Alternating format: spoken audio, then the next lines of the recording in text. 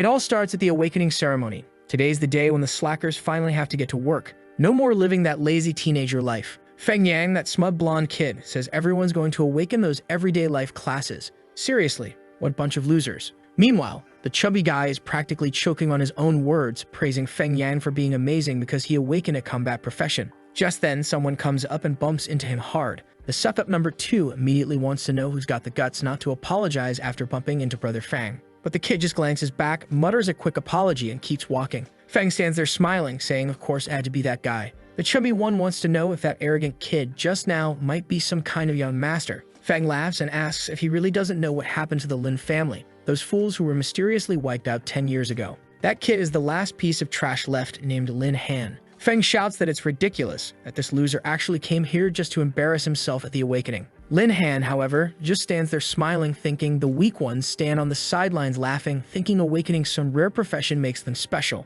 Let me show them what real talent looks like. When he touches the stone, a Buddha suddenly appears floating in the air, sending wind gusts everywhere. Everyone shields themselves, confused. Feng can't believe it. That kid must have awakened something insane, and now he's about to be humiliated. But a special talent that appears is Beastmaster. The girls start gossiping, saying what a shame it is that it's a waste of talent. Han just stands there while Feng Yang steps up, asking, "So, you think your life just got better? You better remember, every beast tamer is trash. That's because beasts need an absurd amount of resources to grow strong, and you've got no family backing you up, and you're broke." The protagonist, though, just replies, "Well, look who's standing in front of me. Aren't you the brother of Feng Rom, the guy who's useless except for the fact that he has a profession?" The blonde kid is already about to tell them to shut up and suddenly comes swinging, shouting that he'll kill him right now. But then his sandal smacks down and something beautiful comes flying in with a dropkick. Blood sprays, the kid goes flying. What the hell was that? No surprise though, because look at the size of Bei Bing's thighs. She's more like Bai Big, and she says that a filthy guy like him shouldn't be opening his mouth to insult her student. "Disappear right now or I'll rip the skin off your flesh." Damn, that was fierce. The fool walks off trembling all over. He knows this damn Bai Bing is just a cursed teacher, but her family's powerful, and it's better not to cause trouble. Meanwhile, she's praising our boy. "You awaken his secret profession? Teacher, don't say it like that. Don't tease me." But she reminds him that she's made it clear 1,000 times. Outside school, he's supposed to call her big sis, not teacher. He better get used to that. And the kid just took a smack on the cheek, you know? That kind of thing. You can tell it's going to come heavy. Suddenly the roles flip. We've got guys who use money cards to win women over, but here we've got the teacher. What the hell? I've never seen so many perks in one scene. Cards, benefits, everything. She's handing them over because she knows buying beasts is expensive, and our boy, he didn't refuse. He just accepted it. He even says he'll dedicate his whole life to her while she's bashing his head on the floor. Right after that, we jump to the luxurious castle of our protagonist. Or, not really. But he doesn't care about being poor, because now it's time to start flexing with the little system. Then the next chapter shows his background. He's the eldest son of the mighty Lin family. But 3 years ago, when he came home, everything had been destroyed by a wave of monsters. What the hell? The body's original owner died on the spot from despair. The guy just collapsed like a mummy, and that was it. Our boy woke up in that body. And now 3 years later, the little system finally shows up. He knew it. There was no way he crossed into another world without some kind of cheat. How could that even be possible? Name Lin Han. Beast tamer is secret profession. And hey, the stats don't even look that bad. Look at that. 50 agility, 110 spirit. Not too shabby. The system keeps pounding in his head, saying it only showed up now because this was when he awakened his profession. And the first mission is called Miracles Need Money and Destiny Can Be Bought. He had to spend 100,000 coins to unlock a new system inside the system. The protagonist is already grumbling. That damn thing must have noticed the money I got from the Ice Sister, and now it's trying to rob me. But still, he orders it to proceed with the mission and explain how it's supposed to work. Suddenly, he finds himself on some kind of planet floating in outer space. The system congratulates him for activating a new mode. This was the hall where he could obtain ultra-rare beasts, and by the Pokemon-like silhouettes, you could already tell they were powerful. The system warns him, since he's at the first stage, only one little beast can be released. He knows that every 10 levels unlocks a new stage, meaning he'll need to keep leveling up to gain another powerful one. He's anxious, excited even. This is his cheat. No way the beasts coming from the system will be weak. With no other choice, he decides to spend the money right away and see what comes out. When he clicks on the image of the big one, what appears is like some knockoff Beru from the dark web. Actually, it's not even Beru. It's a micro Beru, a tiny ant crawling on his fingertip. He wonders if he really just wasted 100,000 coins on an ant. But in that instant, the creature forms a contract with him, shifting into its second form. And damn, here comes the giant ant. From this angle, I'd say it's a queen ant. It has to be. And our boy is standing there impressed, saying that at this rate, he's going to be at the top by tomorrow. Then on the day of the test at Shadow Mountain, the copy-paste squad is summoned. Their leader announces that today they'll be taking the test to evaluate the potential of the professions they've awakened. The bearded musclehead is named Kao Chong, and he informs them that Bei Bing had an emergency and won't be there today. Our boy is making a face like he's showing off his celestial queen ant, while Kao Chong explains that the portal will send them to areas appropriate for their current levels. That's when someone suddenly pats Lin on the shoulder and calls his name.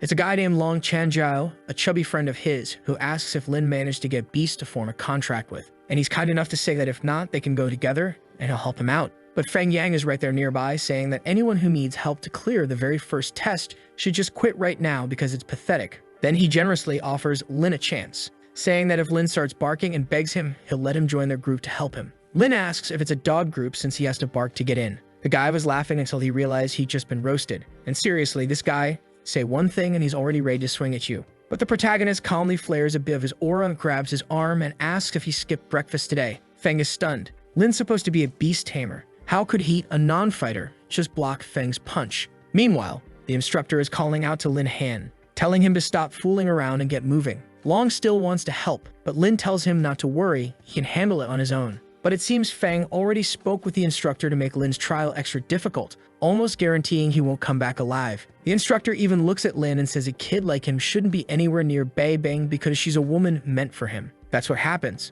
When you don't have a woman, life's hard because you don't. When you do have one, life's hard because you do. Pure misery either way. Our protagonist, on the other hand, is stepping into the dungeon, Wolf Habitat, an area recommended for level 11 to 20. Lin finds this strange. Why would they send him somewhere so far above his level? But before he can figure it out, the first creatures appear. He's already surrounded by wolves on all sides, so he gives his queen ant a little pat. All right, big girl, wake up, let's go. She lights up, does exactly as told, and appears. Wide hips, stretching out to the sides, opening her little eyes and immediately telling her master that she's ready. Celestial Queen Ant, level 10 with 800 strength. Holy hell, that's broken, especially considering Lin only had 50. Lin Han can't wait to see what his big girl can do. Plus, thanks to her being summoned and her skill set, he gains a ton of stat bonuses, more than what he normally has. And with that, the beautiful beast goes on the attack, throwing punches and kicks. The camera angle is terrible. Someone needs to teach the artist how to frame this better. Within seconds, all the wolves are down, but now I'm actually feeling a little sad. I've been hyping her up so much, and there she is looking all gloomy. Lin Han praises her, saying that she had enough strength to wipe out all those monsters right after being summoned, and when she grows stronger, she's going to get even more unstoppable. Well, no, more like when she levels up, the poor monsters won't even stand a chance. But Lin decides he has to fight too. After all, with the power he has now with the bonus stats she gave him, he's not much weaker than someone who awakened a combat profession. The little ant is all cute, asking if he's really going to fight, and he replies that yeah, he knows he's much weaker than her. Probably 10 times weaker. But he can't just stand around and do nothing. He pats her gently, thinking how hard it is to even associate her with the words celestial ferocious beast. To him, she just looks like an innocent little girl. But she only got about 10 centimeters close to him and he's already blushing bright red. Yep, now you can tell what kind of protagonist he is. Meanwhile, a few guys off to the side are whispering, wondering if the kid wasn't supposed to be alone. That's what Kao Chong, the instructor, had said. But they're not seeing him alone. They're seeing something with a figure, even a face. Top tier. These bastards aren't even Thai, but suddenly they're all eager to eat insects, huh? Then the shaved head one warns the others to be careful, saying that girl clearly isn't weak. They have to ambush her together when her guard's down and kill the boy first. But when he looks back, the fierce one already has his buddy by the throat, asking if he's trying to hurt her master. The guy realizes instantly that his friend didn't even stand a chance. Right there and then, he panics knowing she's at least level 20. Lin Han is right behind him, shouting not to let the man escape. The guy tries to run out the other side of the dungeon, but ends up getting crushed under a monster's paw. The protagonist quickly tells the ant girl to stay still, while he wonders if this was really supposed to be a level 11 to 20 zone. Why the hell was there a wolf king here at level 22? The fool is squirming under the paw, begging for help, but he's flattened like a pancake. The mission instantly updates. Kill this creature and earn 200 beast points. As good as that sounds, Lin knows it won't be easy. That's why he tells the ant girl it might be best to retreat for now. The problem is she's got a strange grin, and it doesn't look like she plans on backing down. Since that's the case, he orders her to charge. She goes flying at the wolf at full speed. The beast lunges to sink its fangs into her, but she slips to the side, dodging. She's struggling though, sweating. The big wolf smacks her with its snout, launching her into the air. At the same time, it fires off a Dragon Ball combo, teleporting up, striking her before she can even recover, and slamming her back down to the ground. It doesn't stop. It's on her back in an instant, raising paw after paw, pounding her again and again. Damn, the ant girl is taking a brutal beating. Lin Han notices that clearly she can't win like this without some kind of advantage. She's just getting crushed. And to make it worse, a pack of other wolves start sneaking up on him. He dodges the first, grabs a shovel, and swears there's no way he's dying like an idiot here. He uses one wolf's body to smash into another, while his mission updates to kill 9 out of 10. He grabs one by the jaws and rips it clean in half, completing the kill 10 wolves objective. That earns him 100 beast points, and he immediately tells the ant girl to activate frenzy mode. That skill costs 100 points and deals damage equal to 100% of her total strength to a target, with a 5-minute cooldown. In a flash, she shrinks back into her tiny ant form, buzzing around the beast's body. The wolf looks left and right, confused, not understanding what's going on. Then suddenly, boom, it takes a cannon blast straight to the chest. And she did it while still in ant form. She's furious now, screaming like she's lost her mind. And then she copies her master, tearing the beast wide open too. She crawls inside its body as a little ant, grows massive inside, and rips it apart from within. The mission to kill a boss is instantly completed, and he gains another 1500 experience. Lin Han is stunned. A level 22 boss killed like that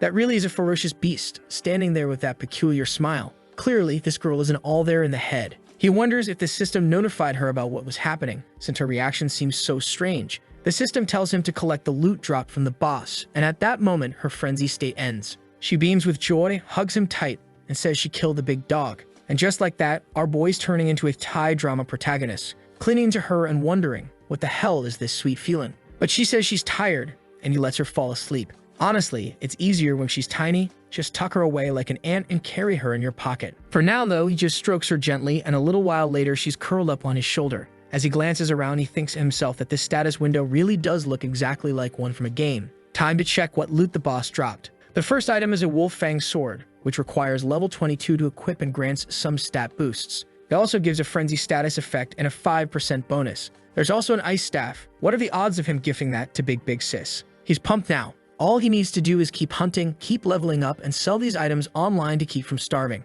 But at that moment, he realizes he's jumped straight to level 10 from killing the boss. And now he needs to advance his class, otherwise he'll be stuck at this level. Lin Han's a little confused. He didn't think killing the boss would take him straight to level 10. His plan was to keep hunting and looting for a while, but clearly, that won't work anymore. Before leaving though, he still has to have a little chat with those two fools lying there on the ground to find out what they were plotting. Hours later, outside the dungeon, a group of medics are standing by the gate. Cao Chong tells them to get ready to treat all the students, thinking to himself that it's a shame, but there are some he simply won't be able to save. Just then, someone calls for Cao Chong, and sure enough, it's the Big herself. Everyone's wondering what she's doing here. She was supposed to be busy. Cao Chong says, "Hello, Professor Bei. We're here to receive the brave students. You really didn't need to come." But she wants to know why Lin's test was set up that way. She demands an explanation. Cao Chong tells her to stop interfering. Even if she's close to Lin Han, he's the instructor, and it's his call to make. In his opinion, all students should be treated equally. And if she really wants to discuss improving the training plan, they could always have a nice little private meeting about it. Holy hell, she instantly pulls out a dagger and presses it against his neck, warning him to cut the jokes and start explaining. Cao Chong starts stammering, "I don't know what you're talking about, Miss Bai." But she snaps back, Lin just awakened as a beast tamer, so why was he sent to a level 20 zone? He can't even defend himself, let alone tame a monster in a place like that. Just because his family's dead, you think you can do this to him? Cao Chong carefully pushes the dagger aside and says she's mistaken. He meant well. Lin is a talented boy who awakened his secret ability. He's sure everything will go fine. He even sent 3 assistants to help him. Big finally lowers the dagger and says fine, but he better come back alive, because if even a piece of that boy is missing, she'll carve the same piece out of Cao Chong and hand it to Lin personally. He just laughs nervously, saying all right, while thinking to himself she's acting all tough now. But when she sees Lin's corpse, she'll realize how arrogant she was, and then she won't have any choice left. Wait a second, what kind of logic is that? Is this guy thinking she's going to drag him to bed for a duel if Lin dies? My god, poor guy. Truly the side character with a 4-point IQ. Soon after, it's announced that all the participants have returned from the trial. Look there, the first woman in this story who isn't either a monster girl or a teacher. From class 6, it's Lang Lingshu. Her profession is Magna Tempest, and she's one of the rare few with dual talents. Everyone's saying it's no surprise someone that gifted would be the first to come back. Right then, Feng shows up, saying he expected the school's #1 to finish before him. He walks up, saying that as the geniuses of this place, they ought to get to know each other better. But she just steps forward, letting the fool hug nothing but air, and even says, "What if it were Lin Han? Would I be giving him that hug instead?" That fool is fuming, praying that damn Lin Han really did die. Right then, Tianjiu shows up asking where Lin is. Feng immediately says, "Didn't expect the fatty to survive. Lucky break. Too bad your beast tamer friend didn't have the same luck." Chanjiao tells him to repeat that, and Feng insists, swearing that Lin Han is already dead inside. Cao Chong tries to play the good teacher, but no, he's not telling Feng to shut up, he's telling Chanjiao to. For a second, I thought maybe he'd at least pretend to care to cover it up somehow. But no, he just scolds Chanjiao and tells him to stop blocking the others. Chanjiao, though, is quietly certain Lin will come back. An hour later, Feng's lackeys are all around him, doing what they do best. Chanjiao is starting to worry a little. Feng's bootlickers are even joking that now there's no one left to take their job of sucking up away. Suddenly, a stone smacks right into one of their heads. Boom, that one's done for. And there's Lin Han, tossing the rock like it's nothing, apologizing for taking so long because he was having too much fun inside. Chanjiao lights up and runs over to him while Big thinks to herself that the rascal gave her a real scare for a moment. Cao Chong, on the other hand, is stunned. What the hell? I sent 3 men to take this kid out. How's he standing here alive and calm? Then he decides Lin just got lucky this time, but warns himself not to think the boy will keep surviving so easily. Feng pipes up. What the hell? How did a beast tamer make it out alive? No way. He must have just hidden somewhere until the gate opened. Chanjiao, loyal as ever, immediately defends Lin, saying Feng's lost his mind. Of course, Lin cleared everything inside. Feng says impossible. Soon everyone will see that Lin's just a coward, especially with that useless beast tamer ability. The fatty's furious, while Lin asks how long this big mutt plans to keep barking, warning him that with his abilities he won't even be able to stand under his feet. Feng wants to bet on who has the higher level, putting 100,000 coins on the line. Lin says fine, but he better not regret it.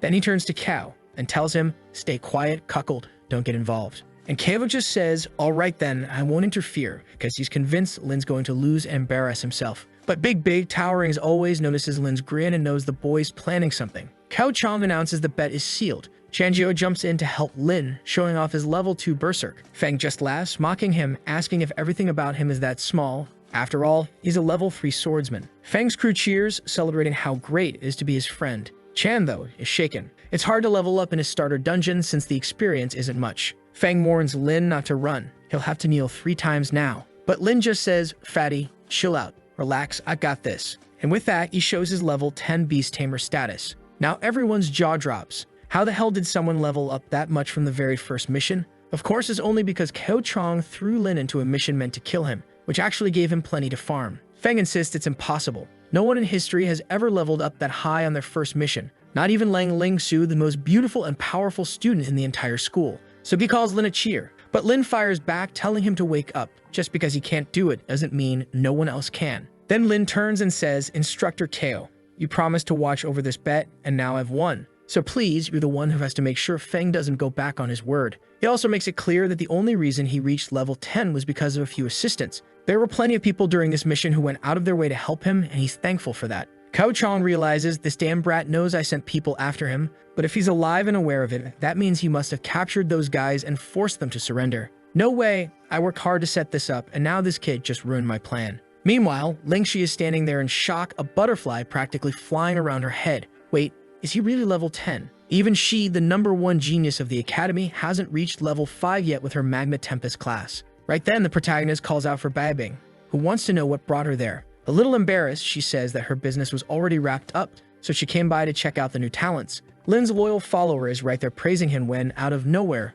Big freezes. Cao Chong suddenly swings a fist down, trying to smash Lin's head. Seriously, people in this story have zero emotional control, because Babing has to jump in to stop him. She throws herself into an honest fist-to-fist clash while he shouts at her to stop defying academy rules, that today he's going to kill Lin Han. Buddy, I think you're the one breaking the rules here. That doesn't even make sense. Even so, Babing, big as she is, gets knocked to the ground, but she gets back up, bold as ever, spinning around and coming at him with a high-heeled kick aimed at his face. Chanjiao is cheering, but Han knows poor Babing is about to suffer. Cao Chong deflects the attack and says that all the genuine feelings he's had for her are a waste. He grabs her by the ankle, leaving her hanging upside down, and says it's time to take what he wants. This guy could already be thrown in jail for this. But before it gets worse, Lin launches a flying kick right to his ear. Babing falls into Lin's arms and he asks, "Hey, tough girl, you okay, princess?" She blushes and replies, "Yeah, I'm fine." And Lin, being bold as ever, asks, "So, Professor Fool, how does it feel to take a level 10 beast tamer kick right to the face?" He attacked this girl sneakily and still got wrecked. Cao Chong, using the last 2 brain cells he has, asks how it's possible that he sent 3 level 15 assassins and Lin still came out alive. He concludes that Lin must have killed them and used them as experience, which honestly isn't even an argument. Nobody wants to just die for someone else's plan. Feng's bootlickers are all grinning while Kao Chong declares that he can't allow such a cruel student to stay in this academy. But then something flies past him.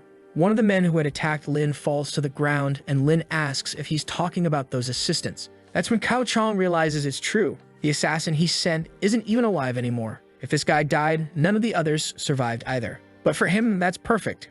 After all, dead men can't testify. So he says, even the body is here, Lin Han. How are you going to justify yourself? You killed them all. Lin replies that he's not justifying anything. He was on the mountain and found some corpses, so he kindly decided to bring them out. Unlike the type of person who would dare to send assassins after a young student on his very first dungeon run. He pats the chest of the fallen man and says, "Man, life really was cruel to you, huh? You died like a fool, and even in death you're being used as a pawn, so this guy can dodge blame. If you ever come back to this world as a ghost, haunt him every single night." Kao Chong and Feng both jump at him, throwing punches. Bai Bing calls out to Lin, who's already dodging left and right. In a blur, he's suddenly behind them asking, "How is it even possible that a teacher like you sent people to kill a student?" The guy's getting angrier, screaming away, but none of his attacks land. Feng's bootlicker crew is cheering him on, and damn, he even busts out a JoJo-style barrage of punches. But even then, the protagonist is still dodging everything, and Kao Chong just can't figure out how this is possible. Lin jumps over him, fully aware that what matters right now is avoiding any direct hit. But he's not going to stand there trading blows either. The man's got way more physical strength than him. Honestly, I thought he was going to hand that staff over to Lingshu, who's standing there with her butterfly over the head stunned expression. But no, he equips it himself and immediately casts a spell, freezing the bastard's foot in place. Before Kao Chong can react, Lin swings and lands a brutal strike right to his shin, clearly aiming to break it. Kao Chong crashes against the mountain wall and Lin Han is stunned by the power. Wow, those extra levels really gave him a huge boost. And dropping such a rare item this early? Definitely not normal. Now all he has to do is keep the guy from getting too close, and this fight is his. And of course he knows he's only able to hold his ground thanks to the bonus stats he's getting from his fierce queen ant. Still, he can tell, if he can fight like this, imagine what she can do. She's already level 13 with 1700 strength and charges straight at Kao Chong. Artist, you're almost nailing the perfect angle. Just lower the camera a little more, just a bit lower. Kao Chong decides to go all in, shouting that the brat really does deserve to die, and throws his punch to meet hers. Lightning cracks overhead as everyone watches in shock. But nope, he couldn't handle the impact. He's sent flying back. Changzhou cheers while Bai Bing wonders who the new powerhouse is supposed to be. Feng, meanwhile, can't wrap his head around it. A student actually hitting a teacher like that. But the ant girl is screaming frantically. Lin Han immediately orders Ai to return, and she comes back, huge as always. I told you guys, she's massive. She happily clings to him and asks if he likes it when she obeys. He says yes and tells her she can turn back into a little ant, and she does, hopping back onto his shoulder. Kao Chong tries to keep up his act, saying Lin colluded with outsiders to kill him. He demands to know who that woman from earlier was, the one Lin supposedly brought to murder a teacher. Clearly, he claims, Lin should be punished. And then the bastard rips off his shirt, ready to go all out. But suddenly, someone steps on his shoulder and slams him into the ground. They warn Instructor Kao that the case hasn't even been investigated yet, so he better not accuse students without proof. The whole crowd is in shock. The school director himself just showed up. Level 56, rank 1 demon refiner, Saikon Cheng. Kao Chong is still trying to spin his story, insisting that Lin killed the assistants just to gain levels. He says he was about to bring Lin to trial when the boy even tried to kill him, and that the evidence is right there. Look at the body on the ground. Lin Han should be executed. But the protagonist just replies that all of this is nothing but false accusations. Why would he drive a corpse out here just to blame himself for murder? Saikon asks what Lin has to say for himself, and Lin tells him to examine how those assistants actually died. Saikon inspects one of the bodies and says the chest bones were completely shattered, with every internal organ pulverized. This type of wound, he explains, is usually caused by extremely large beasts. Kao Chong says it doesn't matter. Even if a beast was the one that killed them, Lin still had something to do with it. Otherwise, why would he have brought the body out here? Lin replies that he's already explained this over and over. He just found the body on the mountain and brought it out. So why are you still insisting I killed him? Maybe it was because, deep down, he knew he was the one who sent them and was terrified of being exposed. Not just as incompetent, but because the entire scheme would come to light. That's when Big, tall and imposing as ever, steps in and says that Kao Chong deliberately sent Lin Han to a zone way above his level. It was clearly an attempt to get the student injured. Kao Chong realizes everyone is turning against him and tries to claim it's all slander. He even calls Big a mutt who only takes the kid's side. Then Saikon speaks up, Lin Han, accusing an instructor as a very serious matter. Do you have any proof? Kao Chong secretly celebrates. Perfect. Everyone who could have testified is dead, and now Lin Han is backed into a corner with no way out. But Lin just says he would never accuse anyone without proof. Then he suddenly opens a portal, No idea where he learned that ability out of nowhere, but maybe every hunter in this world can do that. Let's just roll with it. He pulls out 2 of the men along with the beast's remains. Big doesn't even flinch. I swear she must have had Botox.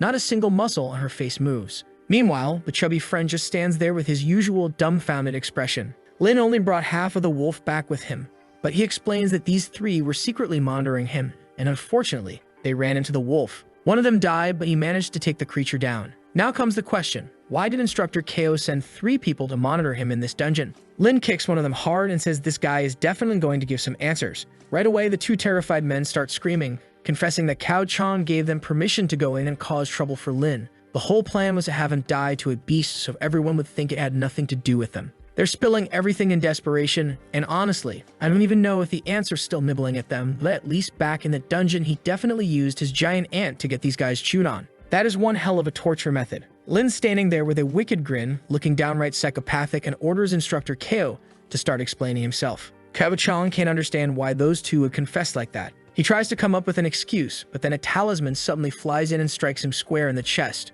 It's Saikang, and he says it's a disgrace. An academy instructor plotting to kill a student? Kao had better prepare himself because the punishment won't be light. Big then says that now that everything's been resolved, Lin can come with her to the car. Let's be honest, she's one hell of a mommy. But just as he's leaving with her, Miss Schoolgirl shows up, arms crossed, face blank like she's had Botox, and asks if he really was the one who killed the Wolf King. She steps in close, all cozy, while Lin asks her to take a step back. But she says, how the hell does someone with a non-combat class deal that much physical damage? You silly bastard, tell me, you definitely tamed a really strong beast, didn't you? Are you getting stat boosts? What's going on? Teach me, I want to see it. Lin is flustered, saying that talking about someone's abilities like that feels kind of inappropriate. He also finds it strange. Everyone at school says Lang Su is supposed to be cold and distant, so why is she acting all nosy today? And whoa, Big Mommy is suddenly jealous. She slaps the girl and tells her she should head home, focus on finishing her homework summary, and stop hanging around picking fights. Now that I think about it, they really do look kind of like mother and daughter. And Dan and our protagonists in the middle of this mess. This man's actually clearing the whole game like a pro. While the 2 of them are about to start a fight where no one's coming out the loser, Lin waves goodbye, saying he's done for the day. He's exhausted. Both of them are fuming, and wow, Big is jealous of even the giant ant. Granted, the ant is a powerhouse. She's practically competing for the biggest girl title. And now that I look closer, the ant has gray hair too. What's going on here? Does every woman in this world have gray hair? Is that like their version of black hair? Big then says she's leaving now that everything's been resolved and tells Lin to be careful. But Ling Su speaks up, classmate Lin Han, you still haven't answered me. Lin, exhausted, says they'll talk later, and she replies that's fine, but he better not forget. The protagonist feels drained, wondering why it seems like Big was so irritated. But he shrugs it off, it's been a long day, and it's time to get some rest. At the Mountain Exchange House. Wait, who's this? She works here? Guess he's not the only one wanting to trade things today. Obviously, Lin's here to sell some gear and make some cash so he can build up a solid nest egg. Chin Bian, the manager of the place, comes over asking what equipment he has and if he can take a look. Lin just says, here, take a look, my nice long staff and my solid sword. Which one are you gonna grab first? I don't know why he said that out loud, didn't even think, just said it. He's looking at the guy like, what's wrong? Not gonna touch it? Feeling shy, old man. But the man hesitates because of Lin's name. He asks if Lin is from that Lin family. Our boy, a bit confused, says yes. And suddenly the man smiles and says Lin can call him uncle. He was a good friend of Lin's father a long time ago. He pats Lin's shoulder and says the kid's truly impressive, so much strength at his age, and that the resurrection of the Lin family might not be far off. Lin is so starved for kindness that this is the first person in this entire place who seems to actually want what's best for him. And he's already thinking, if this guy's a friend of Dad's, maybe I should push for a higher price. But wait, this uncle might not be so nice after all. He's smiling but thinking, relax, young Lin. I'll give you a fair price. Fair for me. This newbie's clueless. I'll buy this for the price of 2 bananas and pay in 12 monthly installments. The man says, young Lin, your staff is excellent. I'll give you 5 million chanlongs for it. But Lin replies, come on, uncle, business is business. At least give me 8,000 coins. That was the boss drop from that place. The uncle insists on 5. Lin pushes to 8. The uncle sticks to 5, so Lin drops to 6, saying that since he's his uncle, he'll lower it a bit. The man thanks him and says it's a pleasure doing business, while the fierce girl in the background wants to know who this kid is. At that point, she pulls out the 2 things that can buy anything in this world, and no, it's not credit cards. The old man also offers Lin VIP membership cards so he can come back, make trades whenever he wants, and sell anything freely. Since the man just paid him, Lin decides it's time to browse for some items. He starts looking around for good gear while the manager watches, impressed. This kid Lin just awakened recently and is already this strong. He's bound to reach a terrifying level one day. There's going to be plenty of opportunity to cooperate with someone like him. The scene shifts, probably to the next day at Lin's house. There's an older man standing by a car out front. Lin arrives and says, "Old man, what are you doing here?" The man answers, "Young Lin, it's been so long since we last met." Lin, suspicious, says, "Yeah, it's been a while. The Lin family's fallen apart, so what do you want here?" The man says something about Miss Big Big having led a team into a mystical cave deep within the diamond rank beast wastes. But because of her unauthorized actions, she was confined and he came to deliver something. I understood as little as you did. And the protagonist is there wondering, why did she go into a diamond rank cave? That's insane. Apparently, she really did push herself for his sake. It looks like he's going to receive something, but the old man tells him to wait a moment because there's a message for him. Big Big sent word that after this gift, they no longer have any connection. He better stop bothering her. It seems her current family elder is against our boy, but he just replies that to begin with, he doesn't have much of a connection with their family anyway. Besides, when disaster struck the Lin family, it didn't help then and they don't help now, so he doesn't know what they're talking about. Ah, got it. She sent him a void beast as a gift, but the protagonist tells them to take the beast back. If they think they can bring presents and make him look like a fool, they got another thing coming. Old Liu says the kid is bold, but the Bai family won't let him leave without this. What is this? Are they going to beat the boy until he accepts the gift?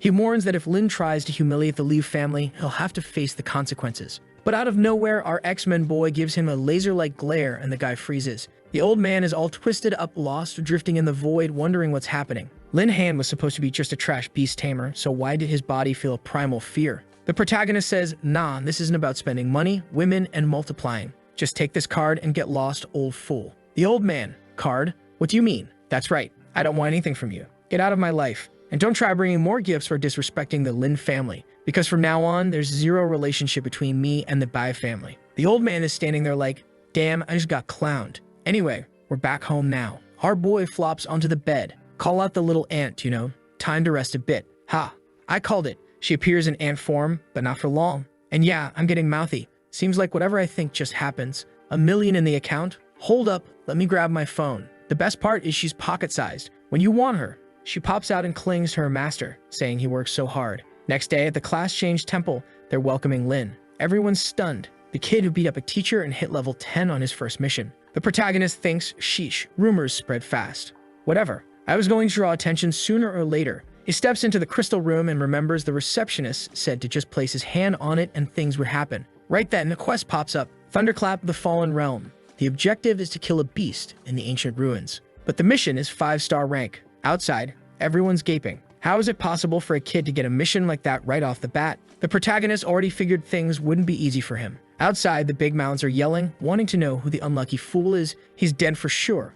A 5-star mission is impossible. Our boy stretches his arms and yawns right in front of the copy-paste crowd. He knows it won't be easy, but at least the reward should be better than usual. Out in those ruined remains, there's a group of mercenaries nearby. "Damn, look at the bald guy. Pass us your back day workout routine." The dude's got 2 wing-like lats, almost like a dragon taking off. He looks disappointed because no one's been showing up for missions there, and they're about to starve for another month. But by coincidence and fate's timing, guess who happens to be walking right past him? The soldiers say, "Whoa, this kid's dressed pretty well." Wait, hold on. The protagonist wearing a black shirt and a little white jacket. But tell me he doesn't have. The back day king calls out to him and says, "Hey, kid, need help. Hire the mercenaries for my crew. We're the best." Lin keeps walking and answers, "I don't need it, thanks." The back day king pushes it. "What's this? You're turning us down? Come with us," and grabs Lin by the arm. Irritated, Lin says, "Stop bothering me. Want a beating? I'll break you right here," then shoves the guy away. The protagonist's thinking, what's this guy's deal? Trying to get a commission off my quest. Thinks I'm some clueless amateur. The bald lap monster is clutching his arm in pain. I'm gonna kill this brat. But then someone tells the bald guy to forget it. And what the hell, girl? That mag strike is vicious. Dangerous as hell. Look at how deep it sank into the wood. Yeah, I'm sure everyone is definitely looking at the wood. That's got to be it. She tells the bald guy to relax because nobody messes with them and walks away fine. The protagonist is staring at absolute nothingness. Well, it's a desert. But nothing beats having a pocket-sized queen ant with curves. He summons her with a pat. Always got good company, the little rascal. He also activates a system quest to defeat the Heart of Thunder. He's supposed to hunt down the apostle and obtain the heart, and who knows what reward he'll get. Maybe another powerhouse. At least it also gives 300 beast points, and he knows Yi needs them to level up. The obvious downside. Where's this Thunder apostle? How's he supposed to find it? He starts pressing for intel and gets a bit of information. For now, he decides they'll focus on the class quest and then hit this one to earn her some points. Elsewhere in the desert, the thunder beasts are out. The big queen ant charges in, smashing into the rocky mountain in the middle, while a few beasts run at Lin, who whips out a scroll. What's this?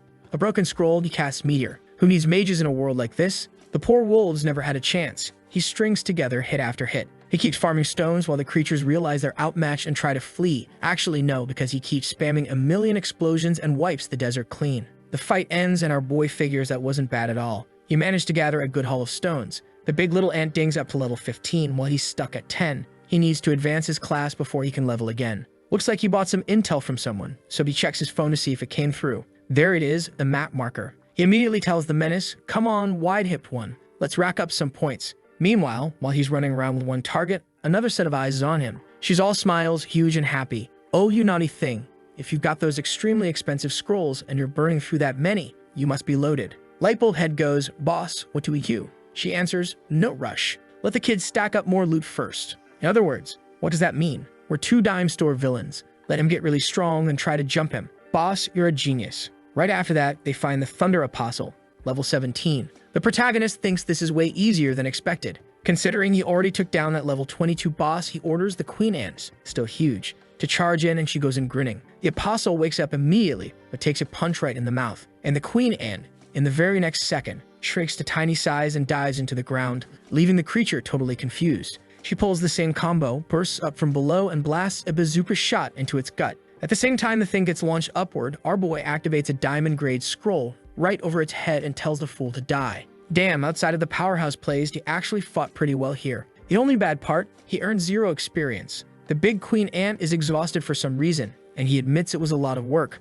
Buddy, you used a scroll. At least he's hyped because he earned 300 beast points. He immediately dumps all of them into the ant. Good stuff, top 10 things to do.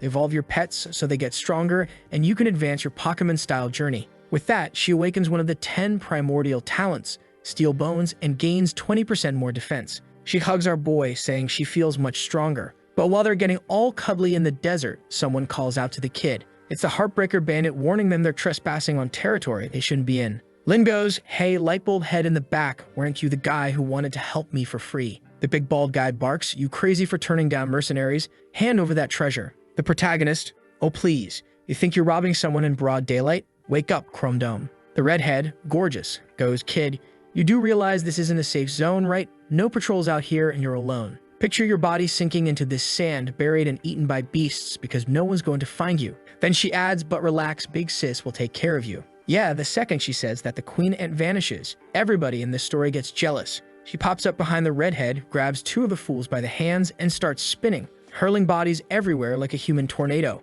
The poor girl gets flung far. Meanwhile, the guys pull out that American magic to try and deal with our boy, but the ant has just awakened steel armor, and she's untouchable. The redhead's falling all awkward, yelling for the crew to run. He looks like that meme of the cafeteria girl dropping her tray, staring up. Lin steps forward and says it's too late for her to run. A Zeus-level thunderbolt nails her right on the head.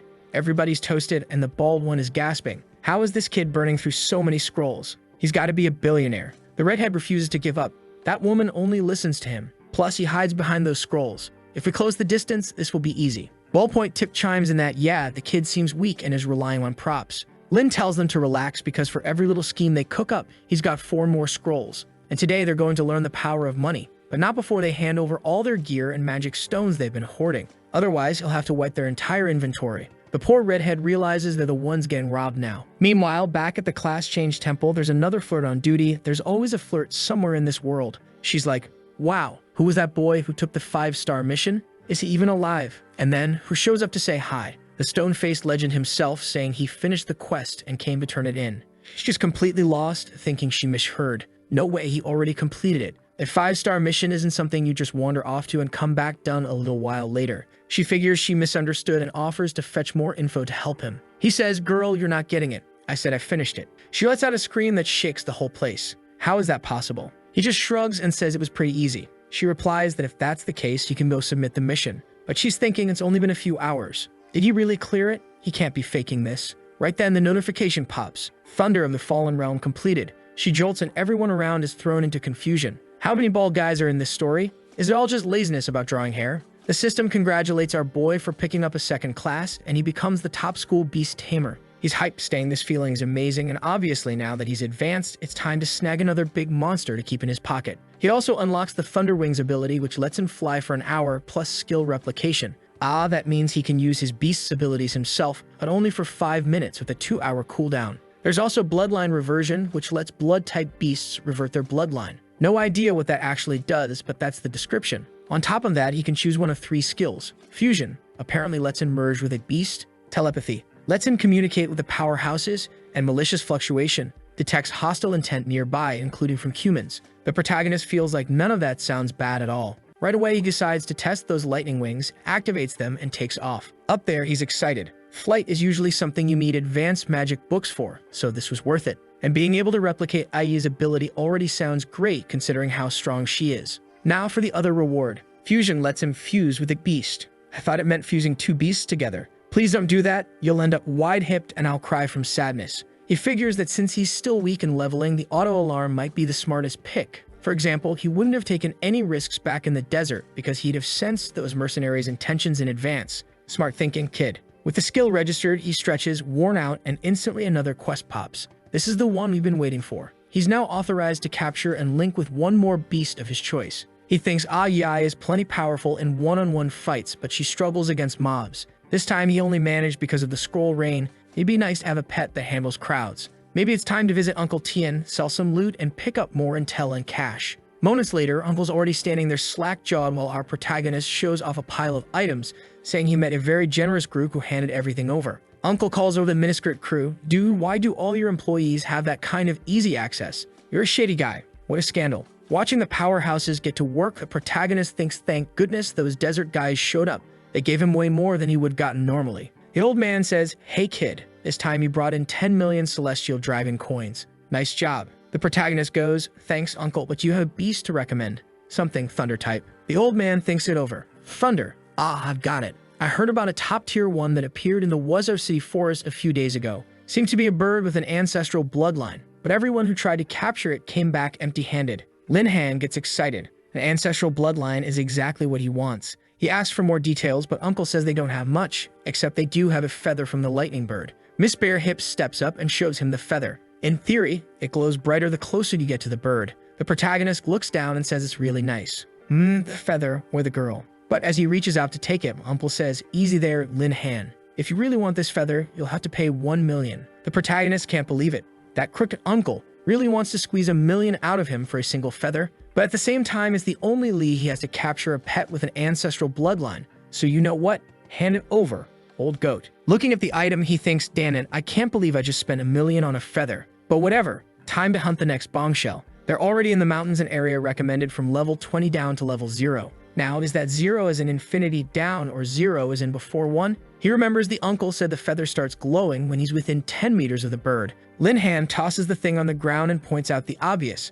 At 10 meters, he'd open his eyes and see the bird anyway. But forget that, this is here to help him lock down something important. All he needs to do is keep walking through the forest and eventually he'll find something. Whoa, he hasn't even seen the full design and he already likes her. Looks like this one's going to be the bird girl, and of course she's got white hair. He's excited because with this new girl and Ai on his shoulder who's glaring with jealous little eyes, he's sure dungeons are about to be easy mode. She immediately drops her transformation and decks him, telling him he better be satisfied with just her. But in the middle of their playful scuffle, someone cries for help in the forest. A girl sprints out in a panic. Help, a thunder leopard is chasing me. Level 19. Oh no, it's going to catch me. I'm going to die. The girl's name is Su Nyan Wei, a level 10 tracking master, exactly what he needs. Completely flustered, she trips on a root and eats dirt face first. Girl, what even is that pose? Get up, the big cat's about to take a bite. No, you don't close your eyes and wait for the chomp. That's how you die. The screen goes black, game over. But when she opens her eyes, the hero's arrived, using the replication ability to land Ai's punch.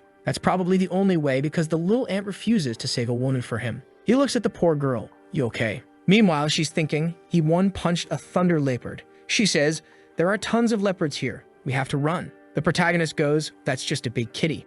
Relax. I got this. I got this, in this case, means the giant ant. Out of nowhere, Ai becomes enormous, huge, and starts biting. It's brutal and downright violent. She's wrecking the poor big cat. One of the top 10 saddest things. She should always fight in human form, so the artist has to show off their skills. Even the protagonist didn't know she could get that big. Nayanwei is confused, wondering where this other beast came from. Time to farm some aura and lay it on thick. Hey, kitty, okay? Did you get hurt? Come on, up you go. She's not here for flirting. She jumps up and bolts, saying they need to get out before they run into another wolf above level 20. But right in front of them, one of the wolves drops. The little ant stomps down and asks if that punk plans to attack her master again. Nayanwei thinks they're done for, but the protagonist just praises Yi and gives her a pat. The girl's baffled. Why is he petting the murder ant? He turns and says he's Lin Han, the baddest beast tamer. No reason to be scared. She brightens up, saying she heard a beast tamer showed up in the city. That must be him. She brings her epidermis orbs right up to the ant, who jumps in shock, feeling threatened. She goes in for a friendly pat, but Yi counters with a quick triangle combo. Bam to the chin. The protagonist tells Yi to calm down a bit, then asks what Nayanwei is doing out here considering how weak and useless she is. The poor girl blurts, "Wow, rude. Just kidding." She says, "Well, I'm here to pass my second-class test, but I got unlucky and drew a 4-star mission. And you, what are you doing here, dummy?" The protagonist explains, "I'm in this forest to hunt the lightning bird. That's my goal." Nayanwei perks up and says if that's the case, they can help each other since she's a tracker. And because he saved her, she definitely owes him one. Lin is excited. This is exactly the kind of person he needed, someone to help find that blasted bird. He immediately takes her hand and says his mission is now in her hands. She explains that her abilities have some limits. For example, tracking is much easier if she has the creature's item. What an amazing coincidence. Looks like I've got a feather right here. Miss. The moment she looks it over and sees the quality is high, she says it won't be hard to find. Now it's easy. She warns that her ability might end up damaging the feather, and he says that's fine. It's almost useless to him anyway, since it only works within 10 meters for now. She agrees and immediately activates her tracking ability. She opens her eyes and says she can feel something pulling her in that direction. The protagonist says perfect, time to move. They walk a bit deeper into the forest until he tells her to be careful. He's sensing some ferocious beasts up ahead. She asks what they should do and gets ready to mash them. The protagonist says it's easy to handle and tells her to charge in. You can see the experience bar shooting up. You can't even tell where the monster is. She's out there destroying whatever's in the way, furious and huffing, probably jealous. A while later, she comes back all cute and smiling at our boy. Nayanwei is confused. Did the little ant really kill everything by herself? He tells her that for the ant, this is a walk in the park. Finally, he also levels up to 11 after being stuck for so long. Meanwhile, the little ant is eating Nayanwei away from our guy. He tells her to stop being so naughty, but judging by her face, she's not stopping. Nayanwei is baffled, asking what just happened, and then she sees the big ant clinging to him. She stands up, dusting herself off, saying that explains a lot. The queen ant just stares her down, thinking this wretch is trying to seduce her master.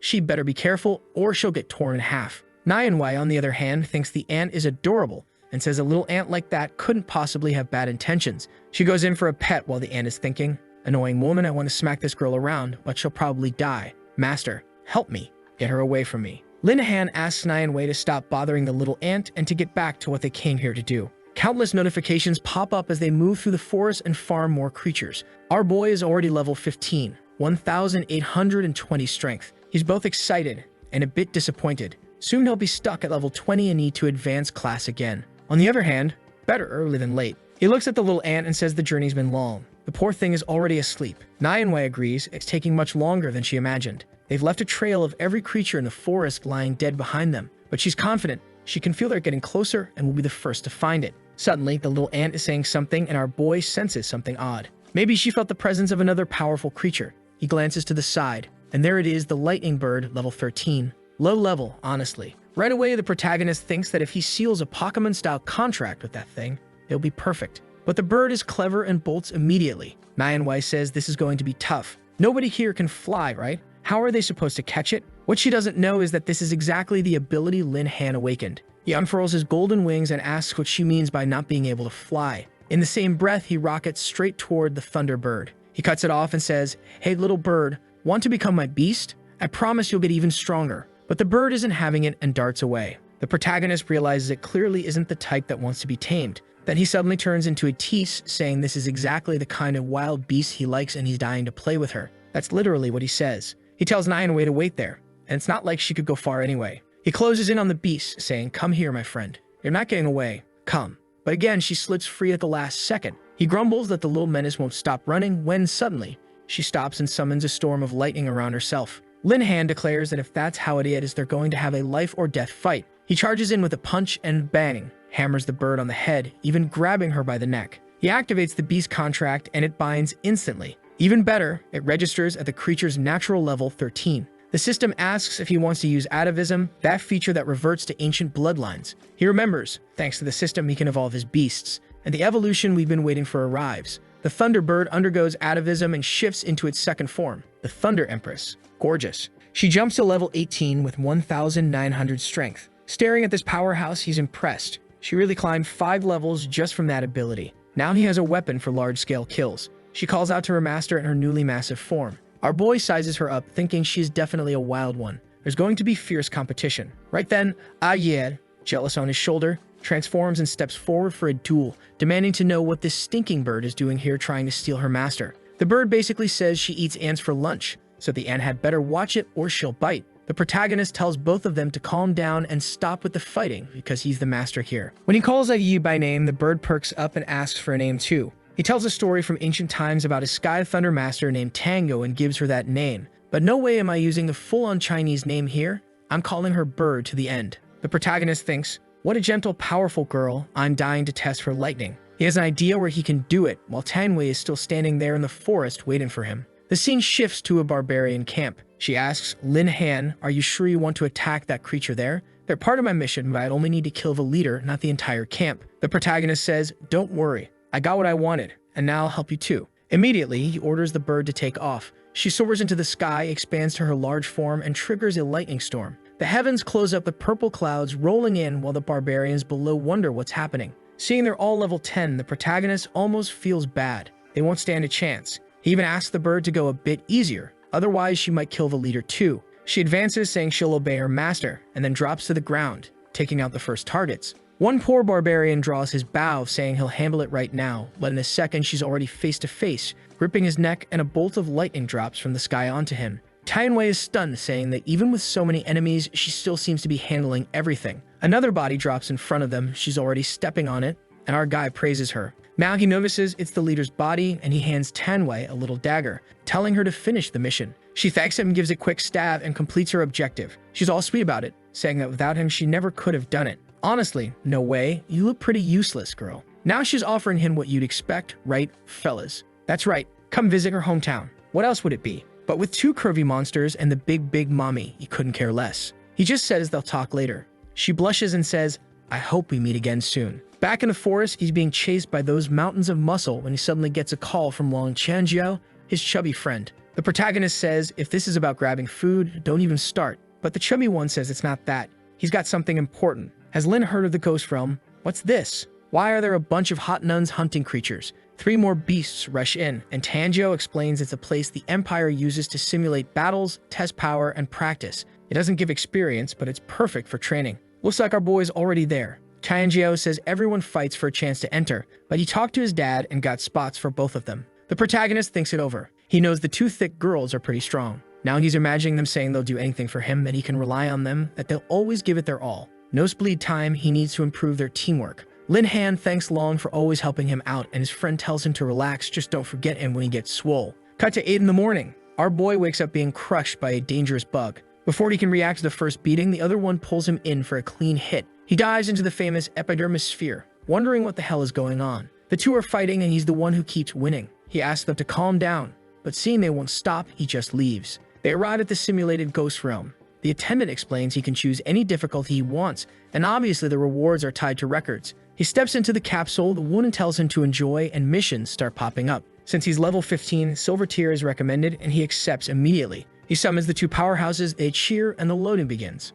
The scene shifts to the arena inside the illusion. He appears in the middle with his 2 companions when a few mediocre level 13 wolves show up. The little ant charges ahead, declaring she won't let that smelly bird butt in. She instantly finishes off 3 wolves and even calls out to prove who's boss. Cheng says dealing with something that easy is trivial. Acting like that is childish. She stretches out her hand and shows the power of true strength, blasting the wolves' backs with a shock explosion. They're at it again, bickering while the protagonist begs them to please, for the love of everything, stop. They're one big family who should love and help each other. In the middle of it, a wolf lunges at him, and he punches it away, grumbling that he's the one taking hits because the 2 keep fighting. The flustered duo rushes him, apologizing, asking if he got hurt. Both of them are thinking the same thing, that because of their little fight he's in danger, so they need to calm down. At that very moment, level 20 wolves show up. Obviously, he's going to be stuck as a level 3 creature forever. He's in shock at how tough this is. Not even rare combat classes could handle it, but that's exactly what he wanted so he could practice. One of the biggest weaknesses of a Pokemon master has always been their ability to fight up close. And now in this illusory realm, he has the chance to work on his biggest weak point. He delivers a heavy hit that sends the beast flying, and the two girls are totally smitten. He says that the attribute points he's getting because of them aren't so bad after all. But suddenly, the pack starts howling. The trio moves forward, and whoa, all the ant takes care of things, even threw the girl off. Once again, they charge in again, competing for the leader's attention. Our boy thinks there's no way those wolves could match the strength and speed of the two. They're firing attacks all around, explosions, and meanwhile, in the center, who's arriving? None other than Feng Yang himself. With an IQ of 16, his gang is goofing off. His friends are doing what they do best, right? There's a girl standing there looking kind of confused. It seems they invited her into the group and she just said she prefers to fight alone. Feng gets excited thinking this girl is at her peak. He's going to win her over right then and show his power. But someone else who looks like, I don't know, a relative of his is shouting in the middle of the hall, wanting to know what those numbers were. Someone was breaking all the records. In one of the rooms, it shows a certain dungeon was at its final stage and only 8 minutes had passed. Who was the badass? Lin Han. His head is already like, holy crap, the final stage in 9 minutes? That's a chance to break the record. Right then the girl says, oh my god, isn't Lin Han the kid who became a beast tamer at my school? Fang hangs back wondering how the poor guy managed to get access to this place. Then a notification arrives that the record had been broken, leaving them all open-mouthed. Inside the dungeon, the little wolves are all lying dead on the ground while he's exhausted, celebrating that it's finally over. Even though it didn't give experience, he still gets a skill level that he's eager to test in the illusory realms. As soon as he steps out of the cabin and walks around, everyone's already talking about the badass who broke the record.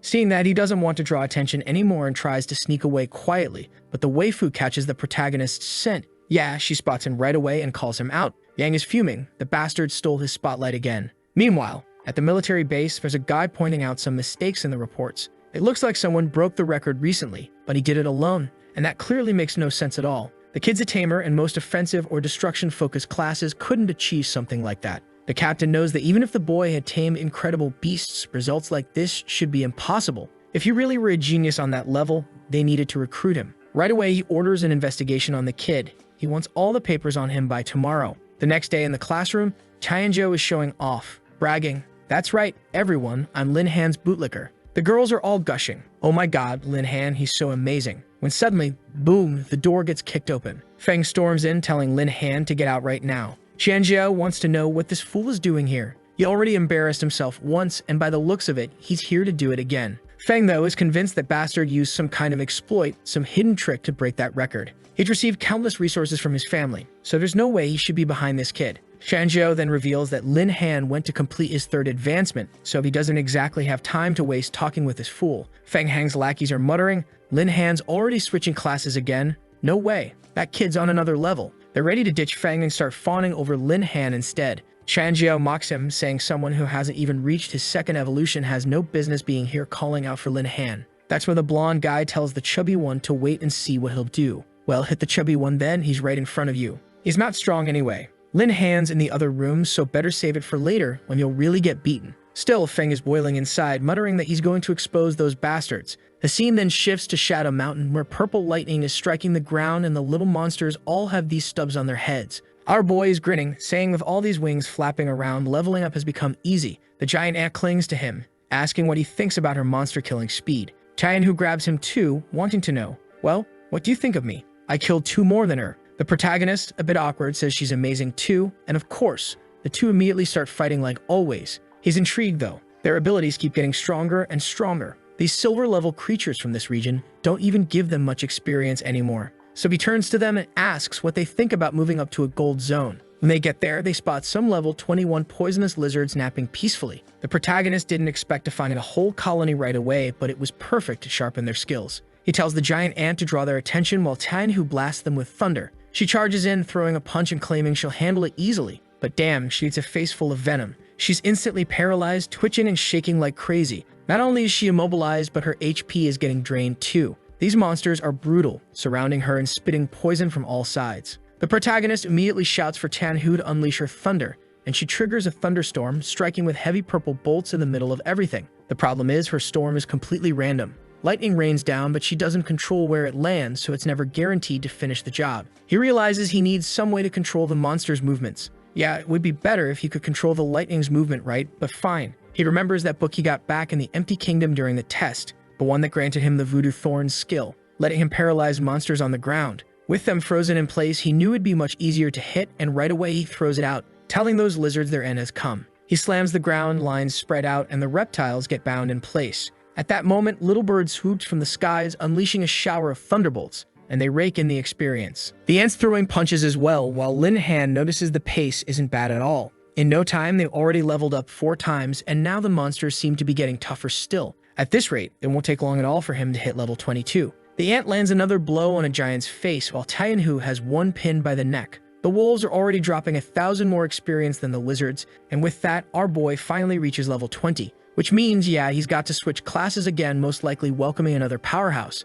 He knew there was no reason to keep farming, so he heads straight to complete the 3rd class mission. Standing before the crystal in the hall, he can't believe he's back again this quickly. He approaches, hoping it won't be another 5-star mission, since the last one dragged on forever. But surprising absolutely no one. It's announced outside that yet another 5-star mission has been activated. The secretary's only thought is, must be that weirdo Lin Han again. How on earth is this level-obsessed freak climbing so fast? The protagonist, however, seeing the mission, asks if they're just trying to get him killed. National Ship's Breath, a 5-star quest. You have to enter a ghost ship, wipe out every creature inside, and gather 2 materials. A scene shifts, and he's standing before the sea. His plan was to switch classes, go home, and rest. Instead, something much harder landed in his lap. But his 2 beauties appear, saying, "Master, don't be afraid. We'll make sure everything gets done." He replies that he believes them while checking the time and noticing it's nearly there. At exactly 7, the ghost ship rises. Lin Han's heard plenty about this place. It's a famous dungeon that draws a crowd. Problem is, most people need to be a high level to even try it, since the monsters inside are insanely strong, and most who enter die. Right away, the first ghost pops up in his face, nearly scaring him to death. He throws a punch, but the creature dodges with ease. He realizes the thing is actually laughing at him for missing. He instantly spreads his wings and takes flight, saying he'll deal with it now. And bam, he cuts straight through it in one go. The system congratulates him but warns he earns 0 experience. Lin cheers, remembering that spiritual monsters are usually weak to electricity, and his wings are perfect for this. It's just a shame he'll slaughter a bunch of them and get no experience out of it. No sooner does he say that than a swarm of creatures surges from the ship's deck. The protagonist calls on his Lightning Queen to handle them, and she rains down bolts on the poor things. He notices they don't stand a chance against her. It's almost too easy for a 5-star mission. But of course, the moment he says that, a strange sound starts echoing and the creatures begin to gather together. Out of the ship's circle rises the Ghost Captain, level 25. The monster unleashes a hail of bullets at our boy's beast, and he thinks to himself that now, finally, things are getting interesting. Immediately, he orders the big ant to grab its attention while the other one blasts it with thunder. The big ant charges in, dodging from every angle, and the creature fires its barrage. But right behind it, Qianhu slams a thunder strike onto its arm, forcing it to drop the gun. At the same time the weapon falls, a little ant lands a blow to its stomach, and the 2 of them cheer. Seems like they're finally starting to get along. The protagonist thinks it's a miracle. They're not competing so much this time and tells them to finish it quickly. The bird swoops overhead while the ant punches the stomach again. The other one raises her arms, conjuring another storm, and the whole ship lights up. The protagonist bolts, running for his life. He's not staying in that chaos. From afar, he once again earns 0 experience, grumbling that this thing is way too rigged. The 2 burls just wave at him like it's all done. And honestly, now he really looks more like a beast tamer, doesn't he? Doesn't do a single thing, just watches them handle everything. Still, he celebrates that at least they finally started to get along. Not for long though, soon another one will join the party, and that harmony will vanish. Now that the ship's cleared, it's time to hunt for materials. This guy's a grinder, seriously. Doesn't stop for a second. What's he farming 48 hours straight? They're already in the red flame forest. There's a strange flower stuck in a tree. Apparently, our protagonist is using some sort of 7th sense to find it. How the hell is he even noticing that? He celebrates, saying he didn't expect to find the material this easily. The bird suggests she would just fly in, grab the flower, and be gone before the lizards even wake up.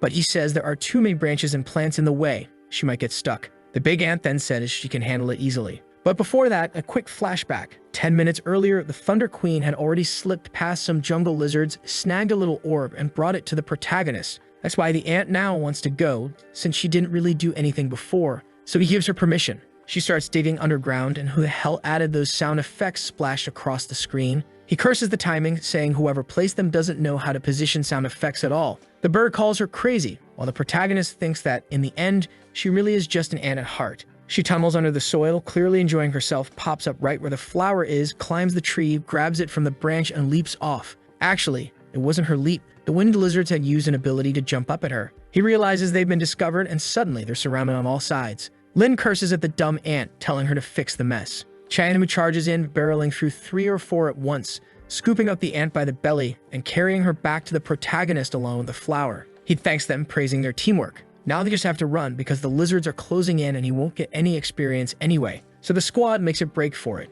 But wait, Ant Girl, what are you doing? Sure, you're strong, but you can't abandon your master like that. Save him, he's about to get bitten. The protagonist realizes his agility stat isn't very high yet. Then again, 2,500 doesn't seem that low. Problem solved, and now it's at 3,200, plenty to escape easily. But the big ant lags behind, yelling, "Too slow, sucker." Later, they dash through the forest, which is now oddly on fire. As the wind lizards reach that burning area, they seem to retreat. Lightning Queen asks if he planned that, and he says yes. Wind lizards fear fire. Besides, fire lizards are the strongest and most dangerous, so the others don't dare mess with them. The best part? Of course, the final material they need is right in this very region. In another part of the forest, deep in the magma, fire lizards lie sleeping. The tender trio takes a cautious look, and our protagonist quickly spots the flower high up on the branches. The easiest plan would have been to let Chanhu fly up and snatch the thing. But of course, the system won't let him just walk away like that. It announces that the current mission is to wake up all the fire lizards and wipe them out. The reward,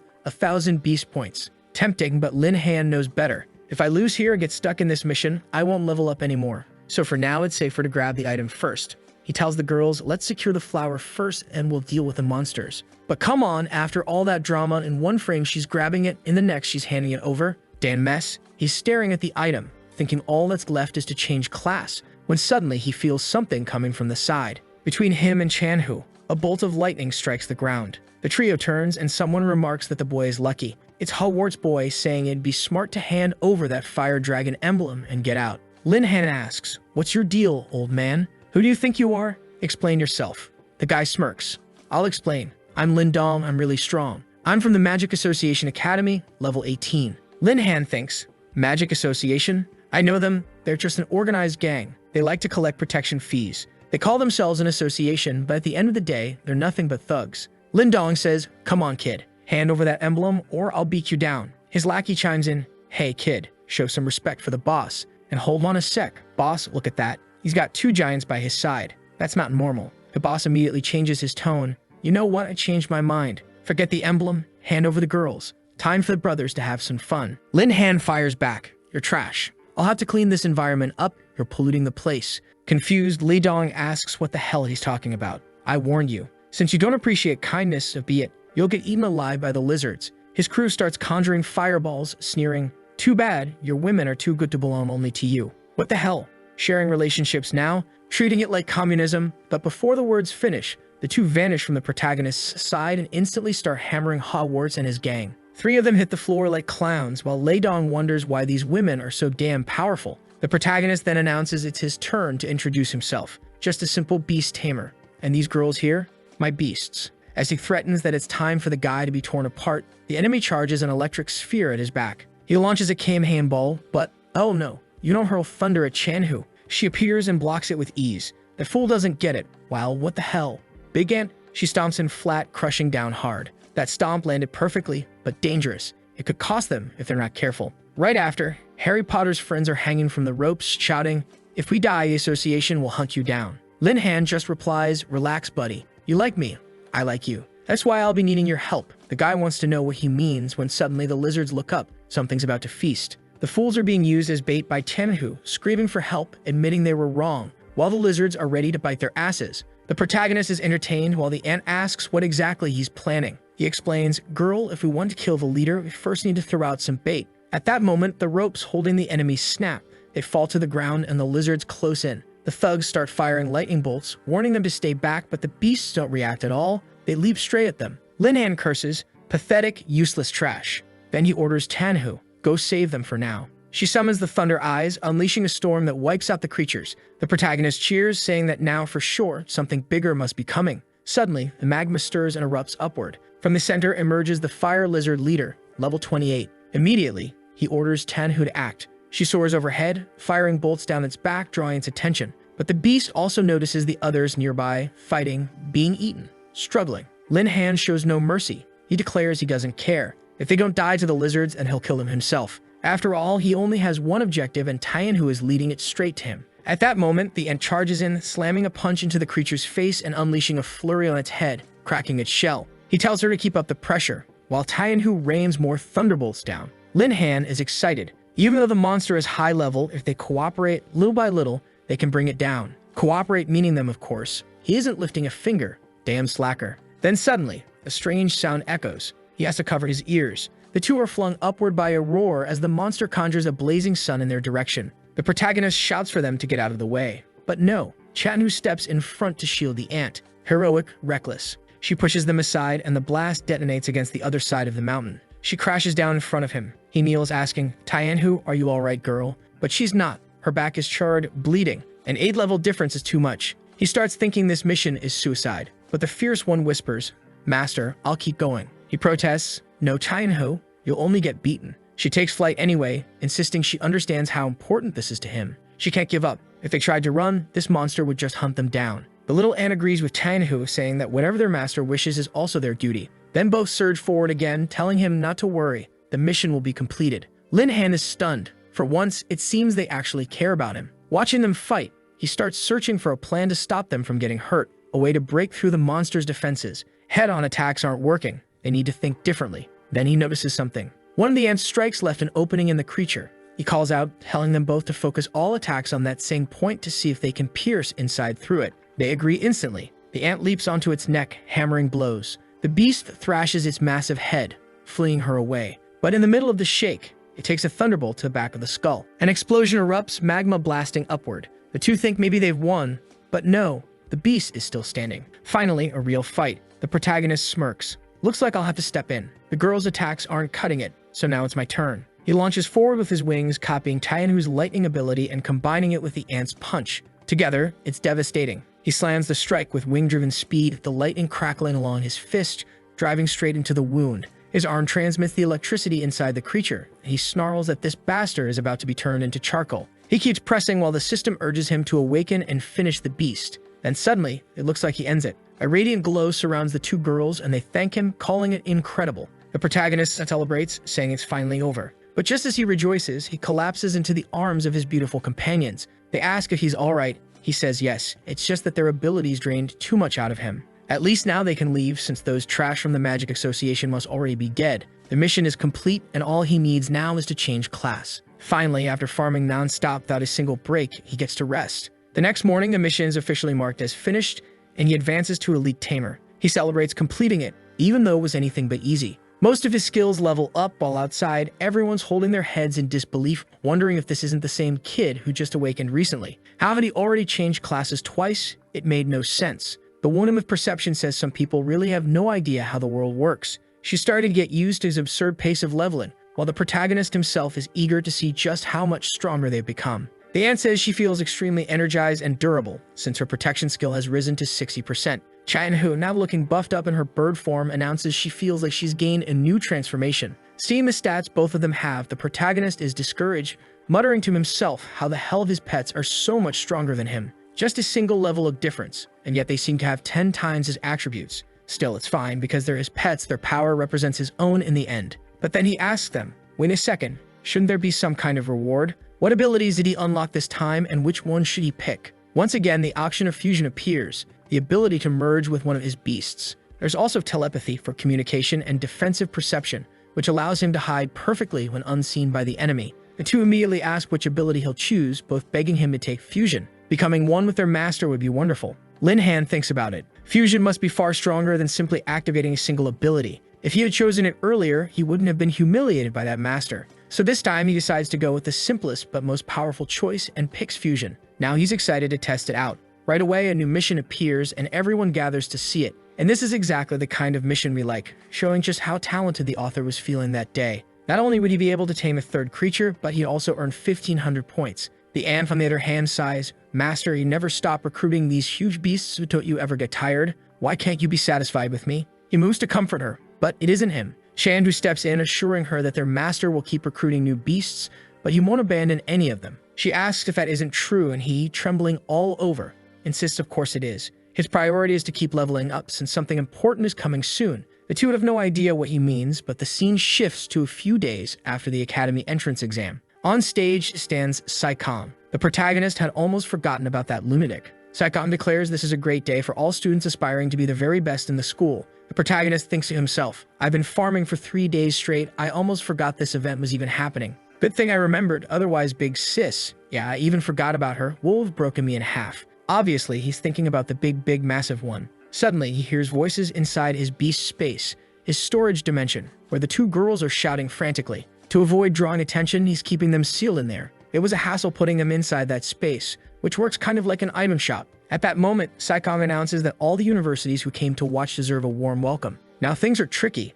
The protagonist has to guess which university he'll end up joining. Up front, there are two guys who don't look very important, though the one in the middle seems to be glowing a little, farming some aura. The protagonist notes that those two represent the strongest universities in the empire. Chanjiao agrees, saying it's unusual for all of them to show up here. Something special must be happening this year. He asks if our boy doesn't want to join one of those top academies, but Lin Han says he's more curious about which school that other man represents, the soldier with the huge hat waving to the students. The headmaster announces that the man is the director of the military academy. Chanjiao immediately comments that if the guy runs the military, he definitely has more influence than the other schools. He bumps into Lin Han, pressing him to reveal his current level and which beasts he's contracted. Chanjiao himself has already reached level 15, starting to look like a real threat. The protagonist is about to say, not bad, you're leveling up, but then of course, who else but the only real villain in this story shows up. That blonde bastard sneers that trash like them will never enter Chanjiao. They're not strong enough and should stop dreaming now. The big guy fumes, telling the bastard to come at him if he's so tough. They'll settle it with an honest fight. He also shouts at Feng to hand over the 100,000 he bet and never paid. The blonde looks uneasy, remembering he lost that bet, but then points at Lin Han, telling him not to think they're rivals because he's far above him. The protagonist just stares back, saying it's a shame, but today he's going to disappoint him. Soon after, the exam begins, consisting of level tests and practical trials. Lin Han wonders aloud if the level test is just checking their levels. The instructor reassures them, don't panic everyone. This part won't decide your final grade. You'll still get a chance in the practical exam. And then he adds, obviously, you fools, the second exam is meant to test teamwork and combat ability. The top 3 teams will earn special items to help them evolve and gain priority in the selections. On top of that, universities can pick any student they like even if they scored poorly. Because, sometimes a good kid ends up stuck in a weak team. The exam officially kicks off and the crowd cheers. Right away, everyone lines up to place their hands on the sphere. The first unlucky ones leave groaning. Damn, I'm trash. Levels 11, 10. Low results for those who barely evolved. Big Massive stands there thinking, I don't know what that boy has prepared, but he better be ready because this will decide his future. She's seething, telling herself she doesn't care about him. He ruined her life anyway. That's when someone asks her, Miss Bai, you're not planning to protect anyone in this test, are you? Turns out it's Feng, taunting her, saying she always favors Lin Han, that loser doesn't deserve special treatment. Big snaps back, you idiot. Just take the test and get out of my sight. Filth. Maybe not exactly those words, but that's clearly what she's thinking. Feng smirks, relax, I'll humiliate Lin Han. Let me show you what it means to be chosen by the world. He slaps his hand on the sphere, gives it a squeeze, and the number 16 lights up. Everyone gasps, that's a late level. He struts away with his hand in his pocket, thinking he's glowing with power, not realizing he'll soon be starving. Butterfly Girl shows up nearby, clearly ready to outshine him. She approaches Lin Han, sneering, see, fool. I'm the big shot here. You better understand, you'll never catch up to me. Lin Han just laughs, replying that unfortunately, the guy's already part of the past. Butterfly Girl, Ling Chu, places her hand on the sphere, and it lights up with 17. The crowd is stunned. Things are starting to get way out of the ordinary. Students weren't supposed to level up this fast. Still, the big guy isn't doing so badly, right? If that super talented girl is sitting at 17 and he's at 15, give him some credit. Turns out eating Big Macs has its perks. Stakong is telling the others, listen up, this girl's the real deal. She's one of the most talented in the school. The guys are already whispering, Dan, maybe we should invite her to the university. Another replies, yeah, maybe. She really does look impressive. But then the soldier cuts in, sir, I heard you had a beast tamer named Lin Han. Where's the prodigy? I want to see him. And right on cue, he's announced. Everyone knows that's the bastard who broke the record in the illusion realm. The protagonist approaches while Feng keeps running his mouth. Shut up, Blondie. I won't even bother reading what you're saying anymore. Easy enough to guess. Meanwhile, Big Massive. Yeah, she needs a few lines at least so she stays on screen a little longer. Lin Han turns to her and says, hey, my hot mom, just relax. I'll make sure he embarrasses himself. I'm sick of this blonde punk. She blushes bright red. Shameless. She's enjoying it. The guy is talking about humiliating her student and she's already thinking, yes, Lin Han, humiliate him. So our boy places his hand on the sphere and gives it a slow rub, wondering how talented he really is. He even remarks that he feels a strange vibration and energy. Big says she's never seen anything like it. Suddenly, the giant orb cracks and shatters right in front of him. Burger Eater immediately wants to know what just happened. Big asks if he's alright and he calmly answers that he's fine. She's confused. Why did the tester break? That doesn't make sense. They examine it while Lin Han hides his face, wondering if this happened because his level is too high. From afar, Feng sneers that his ability is so pathetic the orb destroyed itself rather than reveal such a trash result. And for anyone missing Cao Cheng, which is absolutely no one, here comes another teacher determined to ruin Lin Han's life. The man claims Lin Han not only failed the test but also destroyed their only tester. Shameless. Wait, is that actually Cao Cheng? Hold on, no, it's his twin brother, Cao Cheng. The guy shows up with his red-dyed hair dripping with fake swagger. The protagonist thinks the teacher said he'd been expelled, so why is this bastard still here? Does he have someone backing him? Big clears it up. That's Cao Cheng's twin brother. He's one of the supervisors for this exam. Obviously, he isn't going to be your fan and after what happened with his brother. Cao Cheng steps forward announcing, Director, this Lin Han broke the equipment. He ruined the test for everyone. I suggest he be disqualified. The protagonist finally loses his patience. He argues that none of it makes sense. Just because Xiang is angry over his brother doesn't mean he should be sabotaging his score, but Xiang ignores him completely, dismissing him as nothing more than worthless beast-tamer trash. Among the universities, there's a woman Lin wishes the author would actually show, but instead, we're stuck looking at the fat guy in a tiny tie and another official, both nodding along. They argue that if the boy is just a tamer, why waste time? He ruined everything by breaking the device, so abandoning his test result would be fair. Suddenly, Saikong steps in front of Lin Han and says, Lin Han, these two represent top universities. I have to take their words into consideration. Instantly, Xiang and Feng celebrate. They finally managed to damage Lin Han's future. The protagonist asks if a person's strength shouldn't be judged by their combat power. The army officer agrees, sitting in the most uncomfortable, cross-legged pose you can imagine. He explains that the level test is just to measure effort. What truly matters is combatability.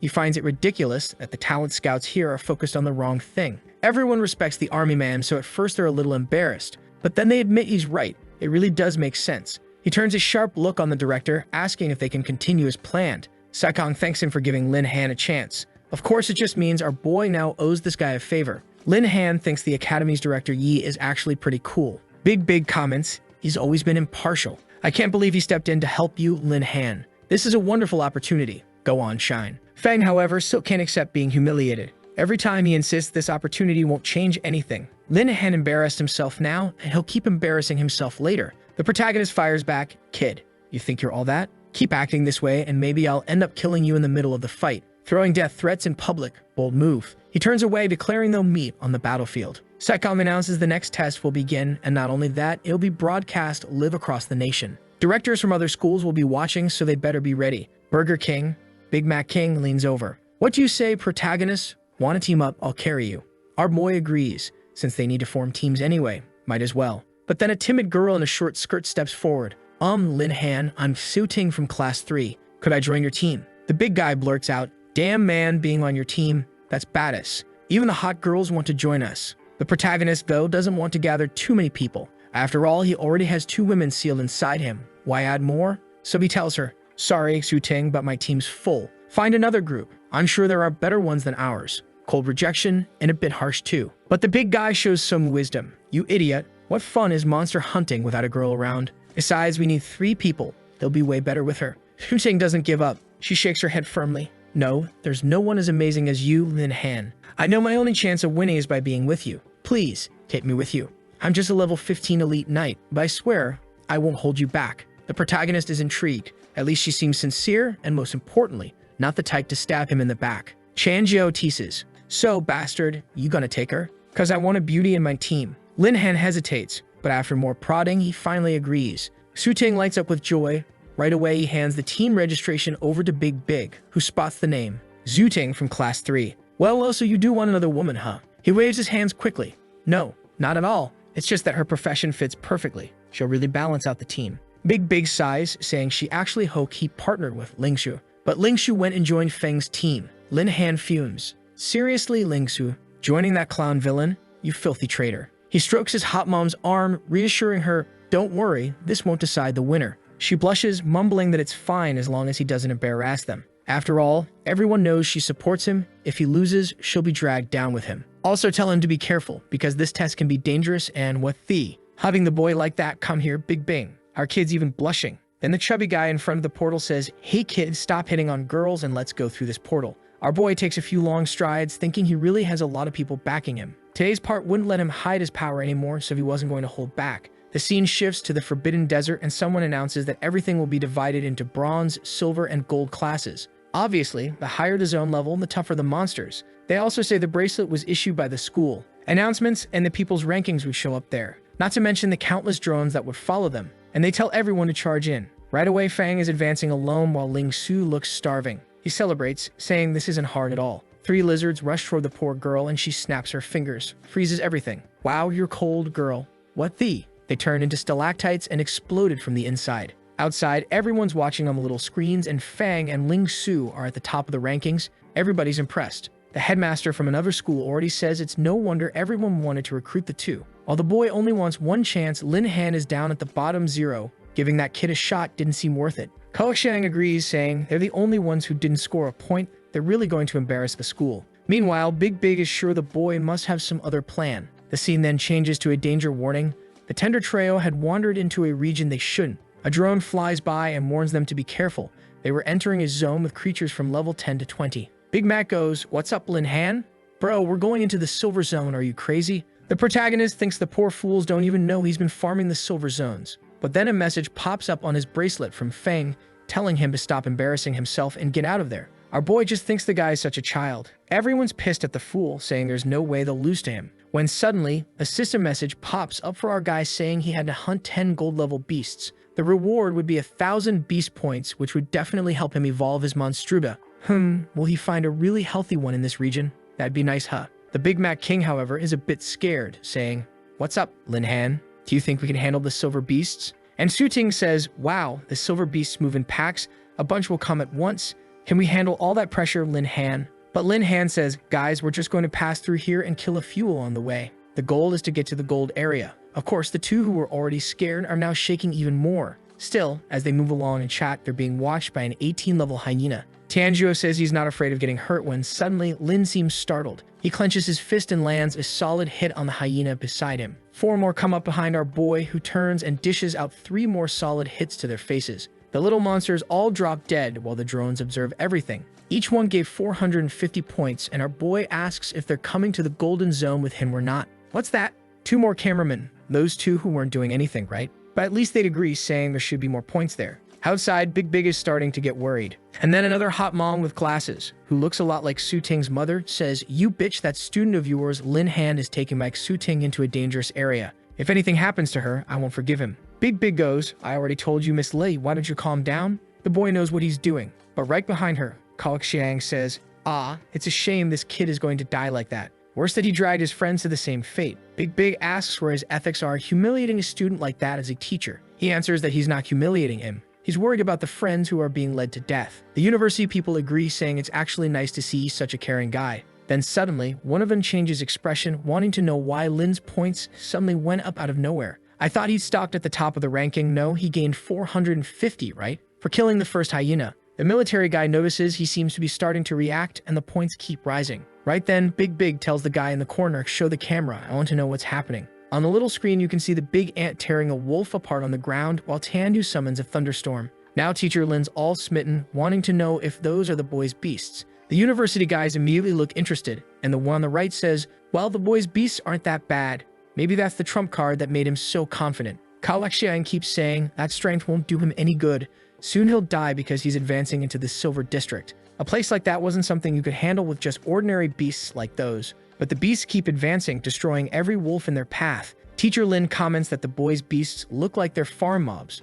Wow, they were just walking and the points wouldn't stop going up. Kaoxiang realizes that at this farming pace, they'll really be at the top soon. Big Big tells her to recognize her student's potential, like as if he was taking her to his doom. And now I'm thinking, do you see why he didn't accept the void beast she sent him? Oh, it was that one the butler arrived with by truck. Remember when our boy kicked the damn thing? The birds up high are raining thunder while our boy passes by with a punch that's like a cannon, opening a hole. The points keep rising while damn his friends really are just spectators. I don't care if they're weak, but come on, they could be trying something besides clapping, right? Our protagonists, they're like, let's go guys, we're going to keep going. Weak is a pretty strong word, huh? The friends start getting scared, asking if everyone really awakened together. The difference was way too big. He should have been at most second level, but Lin says, what's this second level business? Immediately, they're in disbelief, asking if he really means he's at third. Tianjio grabs his head and says, good heavens, how did you evolve so fast like that, kid? The protagonist slaps him on the arm and says, take your fat hand off, relax.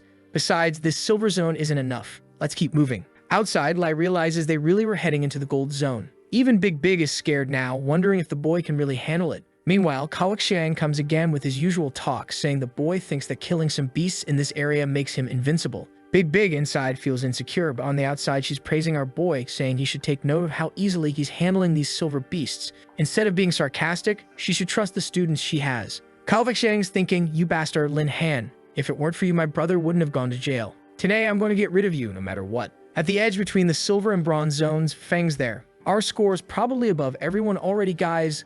Those poor fools don't stand a chance no matter what they do. Then he gets a message on his phone. It's Kaoxiang telling him that Lin Han was already in second place and was heading into the gold zone. Since he probably died there, he should hold the silver zone position and farm as many points as possible. Ling Xu's giving that kind of speech that brings disaster. We're already on top, so there's no reason to risk it. Let's stay here instead of throwing ourselves at a bunch of silver beasts and ending up surrounded. But of course, the idiot's already gone from in front of her. At the same time, a level 20 beast is coming. Fang used the location the guy sent and went to fetch it so they could farm more points. He knows that if they take down this demonic level 20 creature, they'll be number 1. The problem is the monster is charging all at once. He wonders how it's so fast. A block of ice starts to rise from the ground and slams into the beast's chest. The monkey, though, seems to begin to thaw while Ling Xu keeps summoning a bunch of stalactite shards, wondering why the idiot brought a creature of that level. Feng saying if she keeps cooperating with him, the Storm Swordmaster will get what she wanted. The poor girl, though, realizes this guy's screwing her over. She shouldn't have joined such a trash team.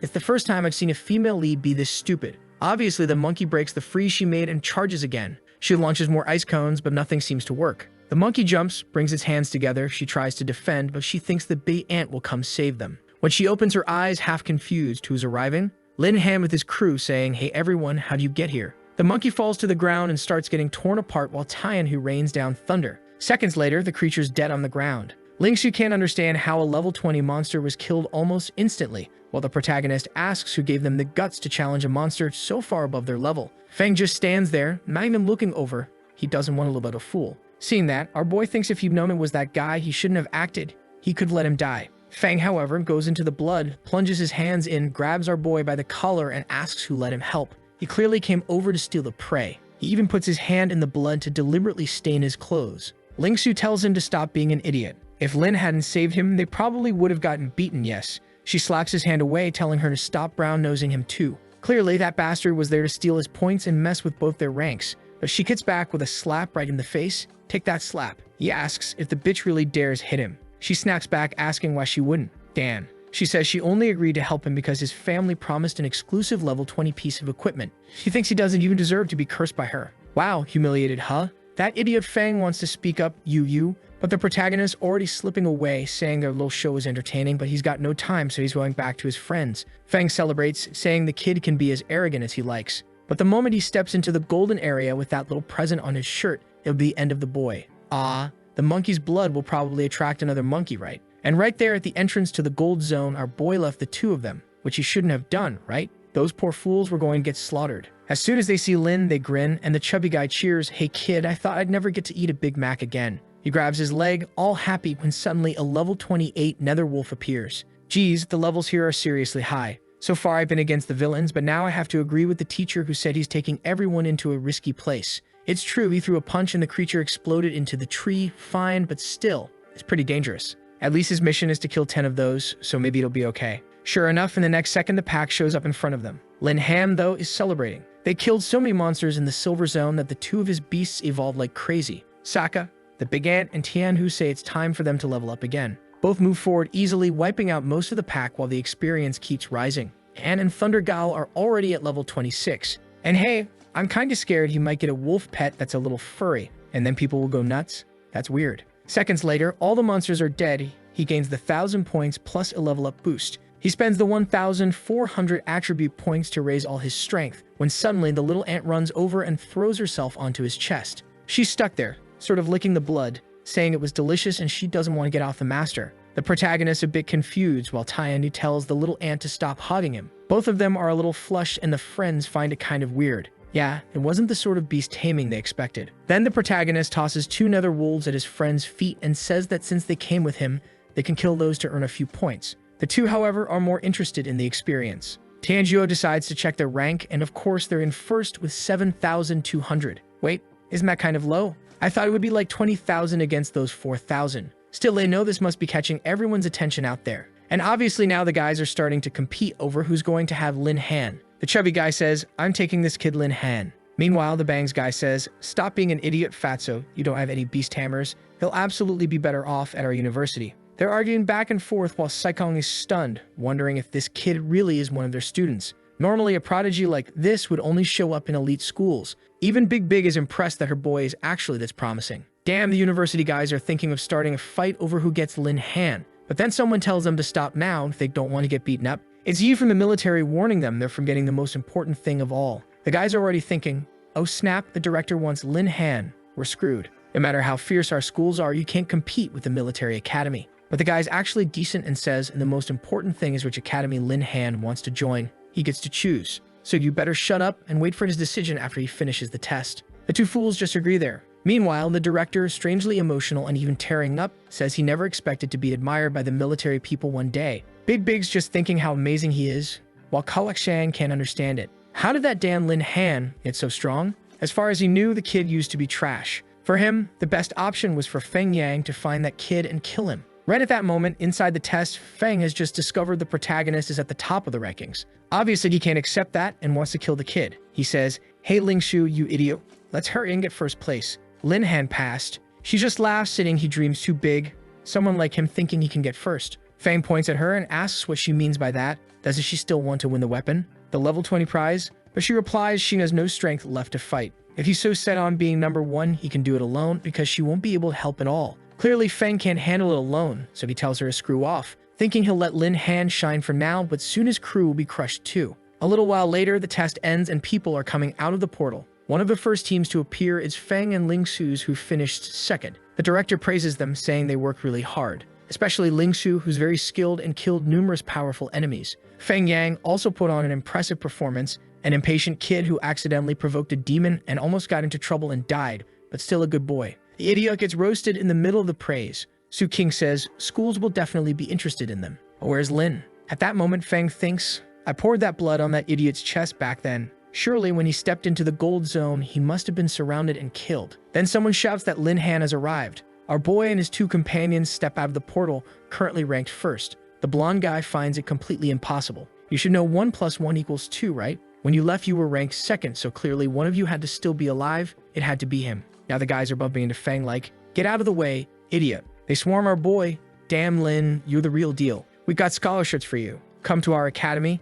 There are lots of girls. You'll love it." Lin's thinking, geez, these guys are enthusiastic. They keep shouting, desperate, saying X Academy is the best, no Y Academy is better. The protagonist starts to notice how oddly desperate everyone is. Then the military academy rep tells the two to shut up and let Lin choose. He also wants a word with him first and asks, "Mr. Lin Han, what level is the boy?" "If I'm not mistaken, you must have at least reached the 3rd level." Everyone's like, "Oh my god." But of course, the kid was killing level 28 monsters. He couldn't have done that if he were stuck at 20. With that, the military academy people who were already interested get even more so. Big Big says, "Why didn't you tell me he was in the 3rd tier? I wouldn't have been nervous at all." She answers, "If I told them, who would believe me?" But inside she's thinking, "You bastard, why didn't you tell me?" Feng can't believe it. Why was that damn kid always ahead of him? In theory, he'd always been this school's #1 genius.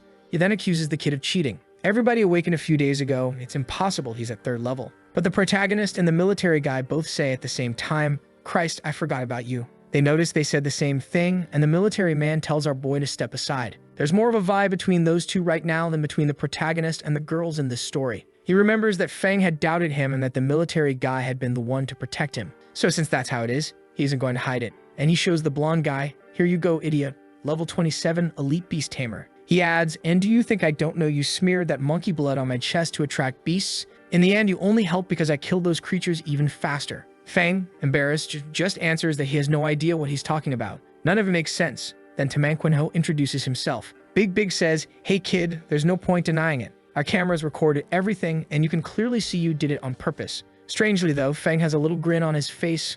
I found that suspicious, and Lin obviously notices something's off. Fang says, "Examiner Ko, why don't you show the monitor so we can check the cameras?" I thought it was going to be some fourth dimension plot twist where they'd suddenly awaken, but no. Kao just broke the camera and said there's no footage available. Big snatches the monitor from his hand, saying she'll get the information anyway. Kao just thinks she's an idiot, as if he would leave evidence that Fang did something. Then someone tells everyone to calm down. If the problem is the surveillance cameras, he has them all recorded. It's the military guy saying he obviously needs to understand everyone's performance. That's why they planted cameras in advance to guarantee they'd see everything. He starts the projection, warning it might not serve as legal evidence, but you can clearly see Fang go to the monkey blood, pick it up off the ground, then grab the protagonist by the collar. He explains it's common knowledge that the blood of those demonic monkeys acts like a kind of hypnotic bait to attract other beasts. Fang should be grateful the person he tried to hurt wasn't one of his soldiers, because if that had happened, his family would suffer worse than death. Shikong shows up and asks, "Feng Yang, did you really do something like this and stain our school's reputation?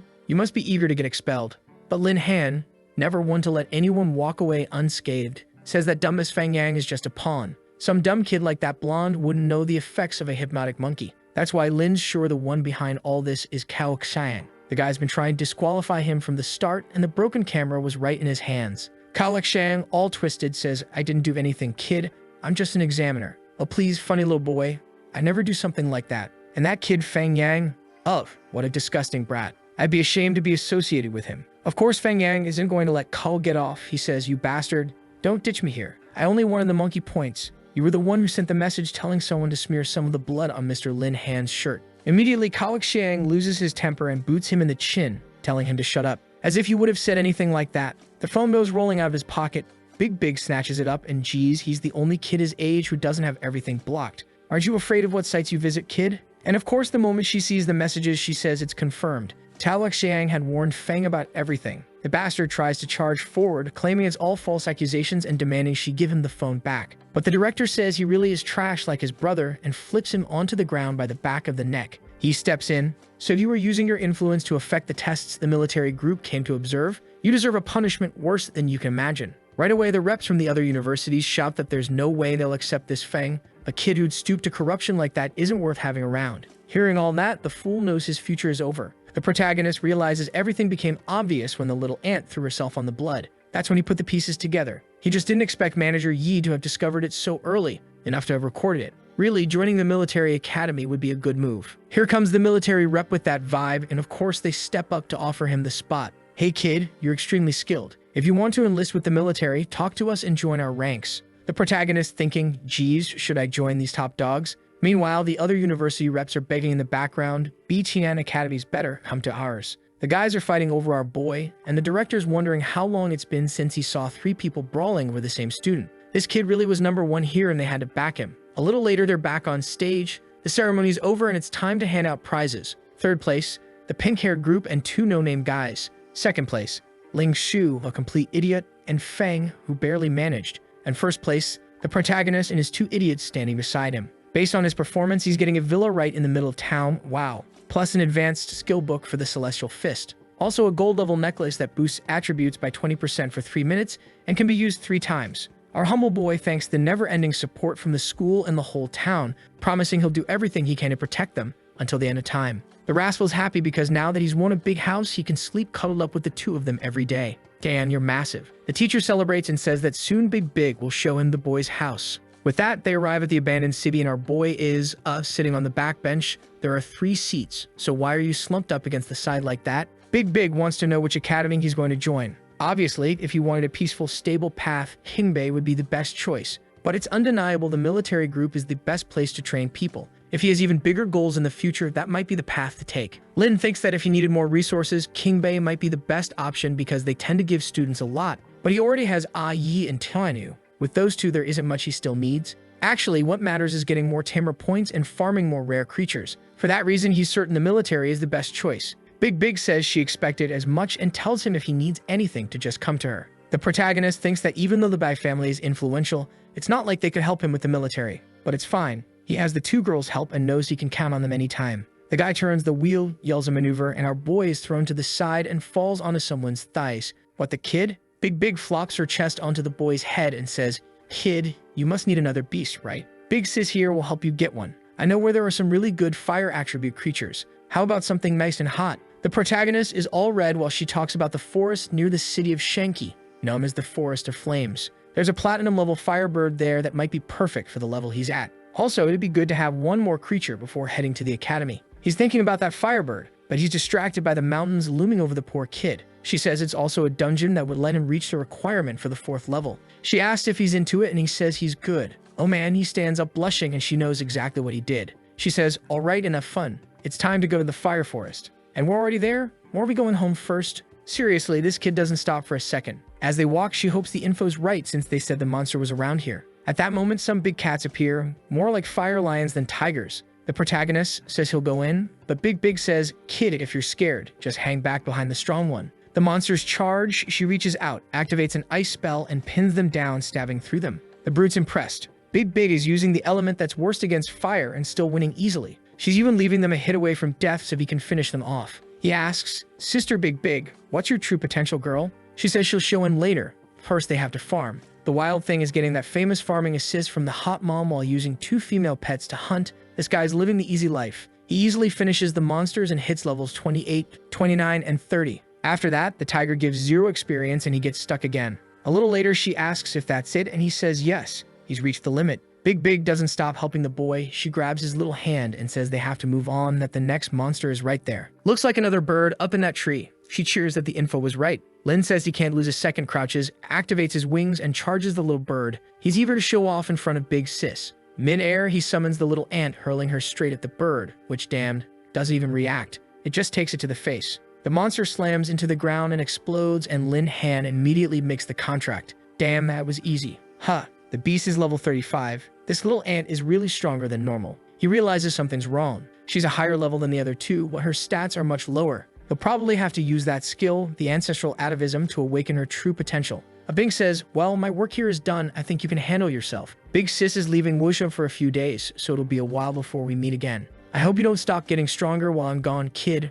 When you're ready, come find me and surprise me." Huh, what is that? She guns the car and leaves, dumping our girl in the forest. "Give her a crown to get back, daughter." He doesn't even care when there's another fierce one to awaken. He throws her forward, activates the atavism, and by some divine miracle, she's the group's first blonde. Finally, one with white hair, she reverts to her ancestral form. I think she's the most well-behaved girl in this story so far. But why does she have 45,000 strength and 78,000 agility? There's something wrong with those stats. Plus, she has an ability that affects the ground across a 1-kilometer area. She's clinging to our boy, asking for a hug while he says ancestral power really is something else. Back at class change time, of course, she's another 5-star. He says he's getting used to it.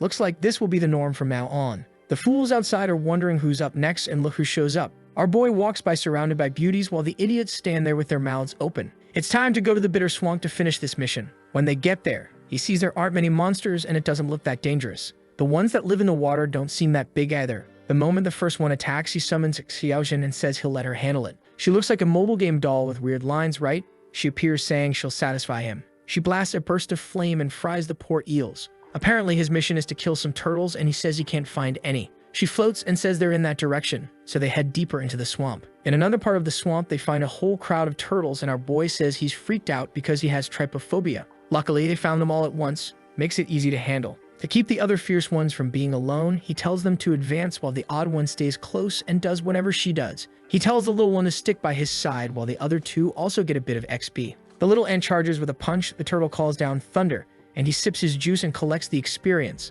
Of course, that's too easy even for him. A geyser of water shoots up and the Swamp Turtle King, level 49, appears. The creature uses a secret skill called 15 pixels. Suddenly, our boy is all pixelated. What happened? He's desperate. Somebody render this kid. Lin knows anyone else would run from a level 49 creature, but he's not alone. He's got the system, attribute points, and the 3 fierce girls beside him. He sends the little one flying, activates his wings, calls the ant and the thunder gal, and Yi lands the first punch dead on. Thunder strikes from above, and in the same instant the other hits. They even summon the little boss, poor thing, he's just getting pummeled. The little guy showed up to reduce the pixelation and already got singed. The protagonist is impressed he was still moving after taking a full power combo from both of them. But then another beast rises from the water, devours him, and causes our boy to fail the mission. At least the mission updates from defeat the Turtle King to defeat the Water Python, and now it'll give 2,000 points instead. Our boy decides it's time to test it out and activates the fusion. Dan, he's going to merge the little ant, Tianhu, the Thunder one, and the Hot one.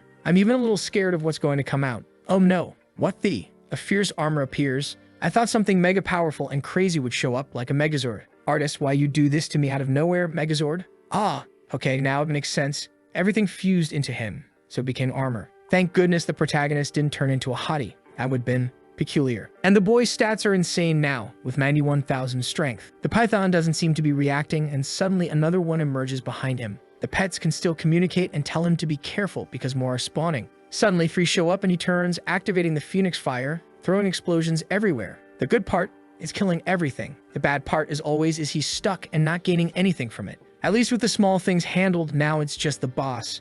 He flies toward it, activates both wings, lands, use punch square on the snake's neck. Good heavens, brutality, it tore right through. The pets are all celebrating, but he notices something still alive over there. The three beasts emerged, a snake head, turtle shell, another snake's tail, a chimera turtle type. The creature even has a special name, Xuanwu, and an alarm's going off somewhere. An unknown, ferocious beast appeared in the swamp. Looks like he's greeting them by eating again, poor thing. Why is our boy's butt exposed in that armor? Designer, what is this, dude? It protected everything except the kid's butt. Why that access, kid?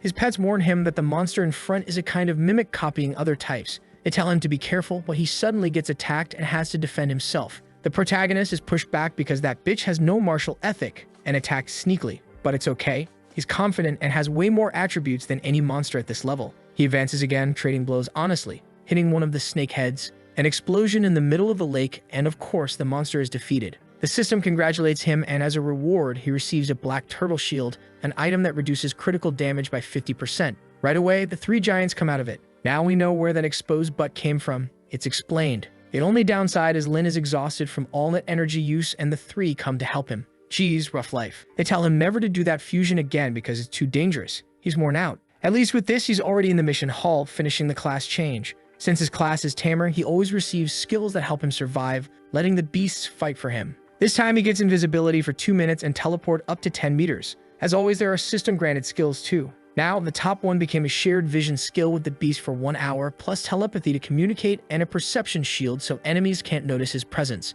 Dan, he took the perception shield. I think I'd pick the shared vision instead, maybe the really telepathy. What for? The beasts are already always with him. The skill is successfully implanted, and now that I look, his stats outside of the fusion are low. The kid's still starving, only 6,800 strength. He's been hoarding skill books, and now it's time to join the military academy. The moment's come, they teleport over. For now, he's only keeping the little ant on his shoulder since the others draw too much attention. As soon as he arrives, the chubby guy's already there. Bro, let's go eat some Big Macs. Our kid, hey, what's up? Squad, what are you all doing? The chubby guy goes, oh, you came to this academy? We came to follow you. Su Ting says the same. From now on, she'll follow the boy. Chan Zhao clings to him, saying there's no way he'll let him go alone. From now on, they'll always be together. Later at the hotel, Lin's already regretting it. That Dan chubby guy snores way too loud. Then the pets say that he got a solution. I thought they'd cover his ears with their bodies or something, but no. They create a barrier around him, like an isolated little space, while the phoenix clings to our boy, declaring the master belongs to her. The others grab the clingy one and tell her to calm down.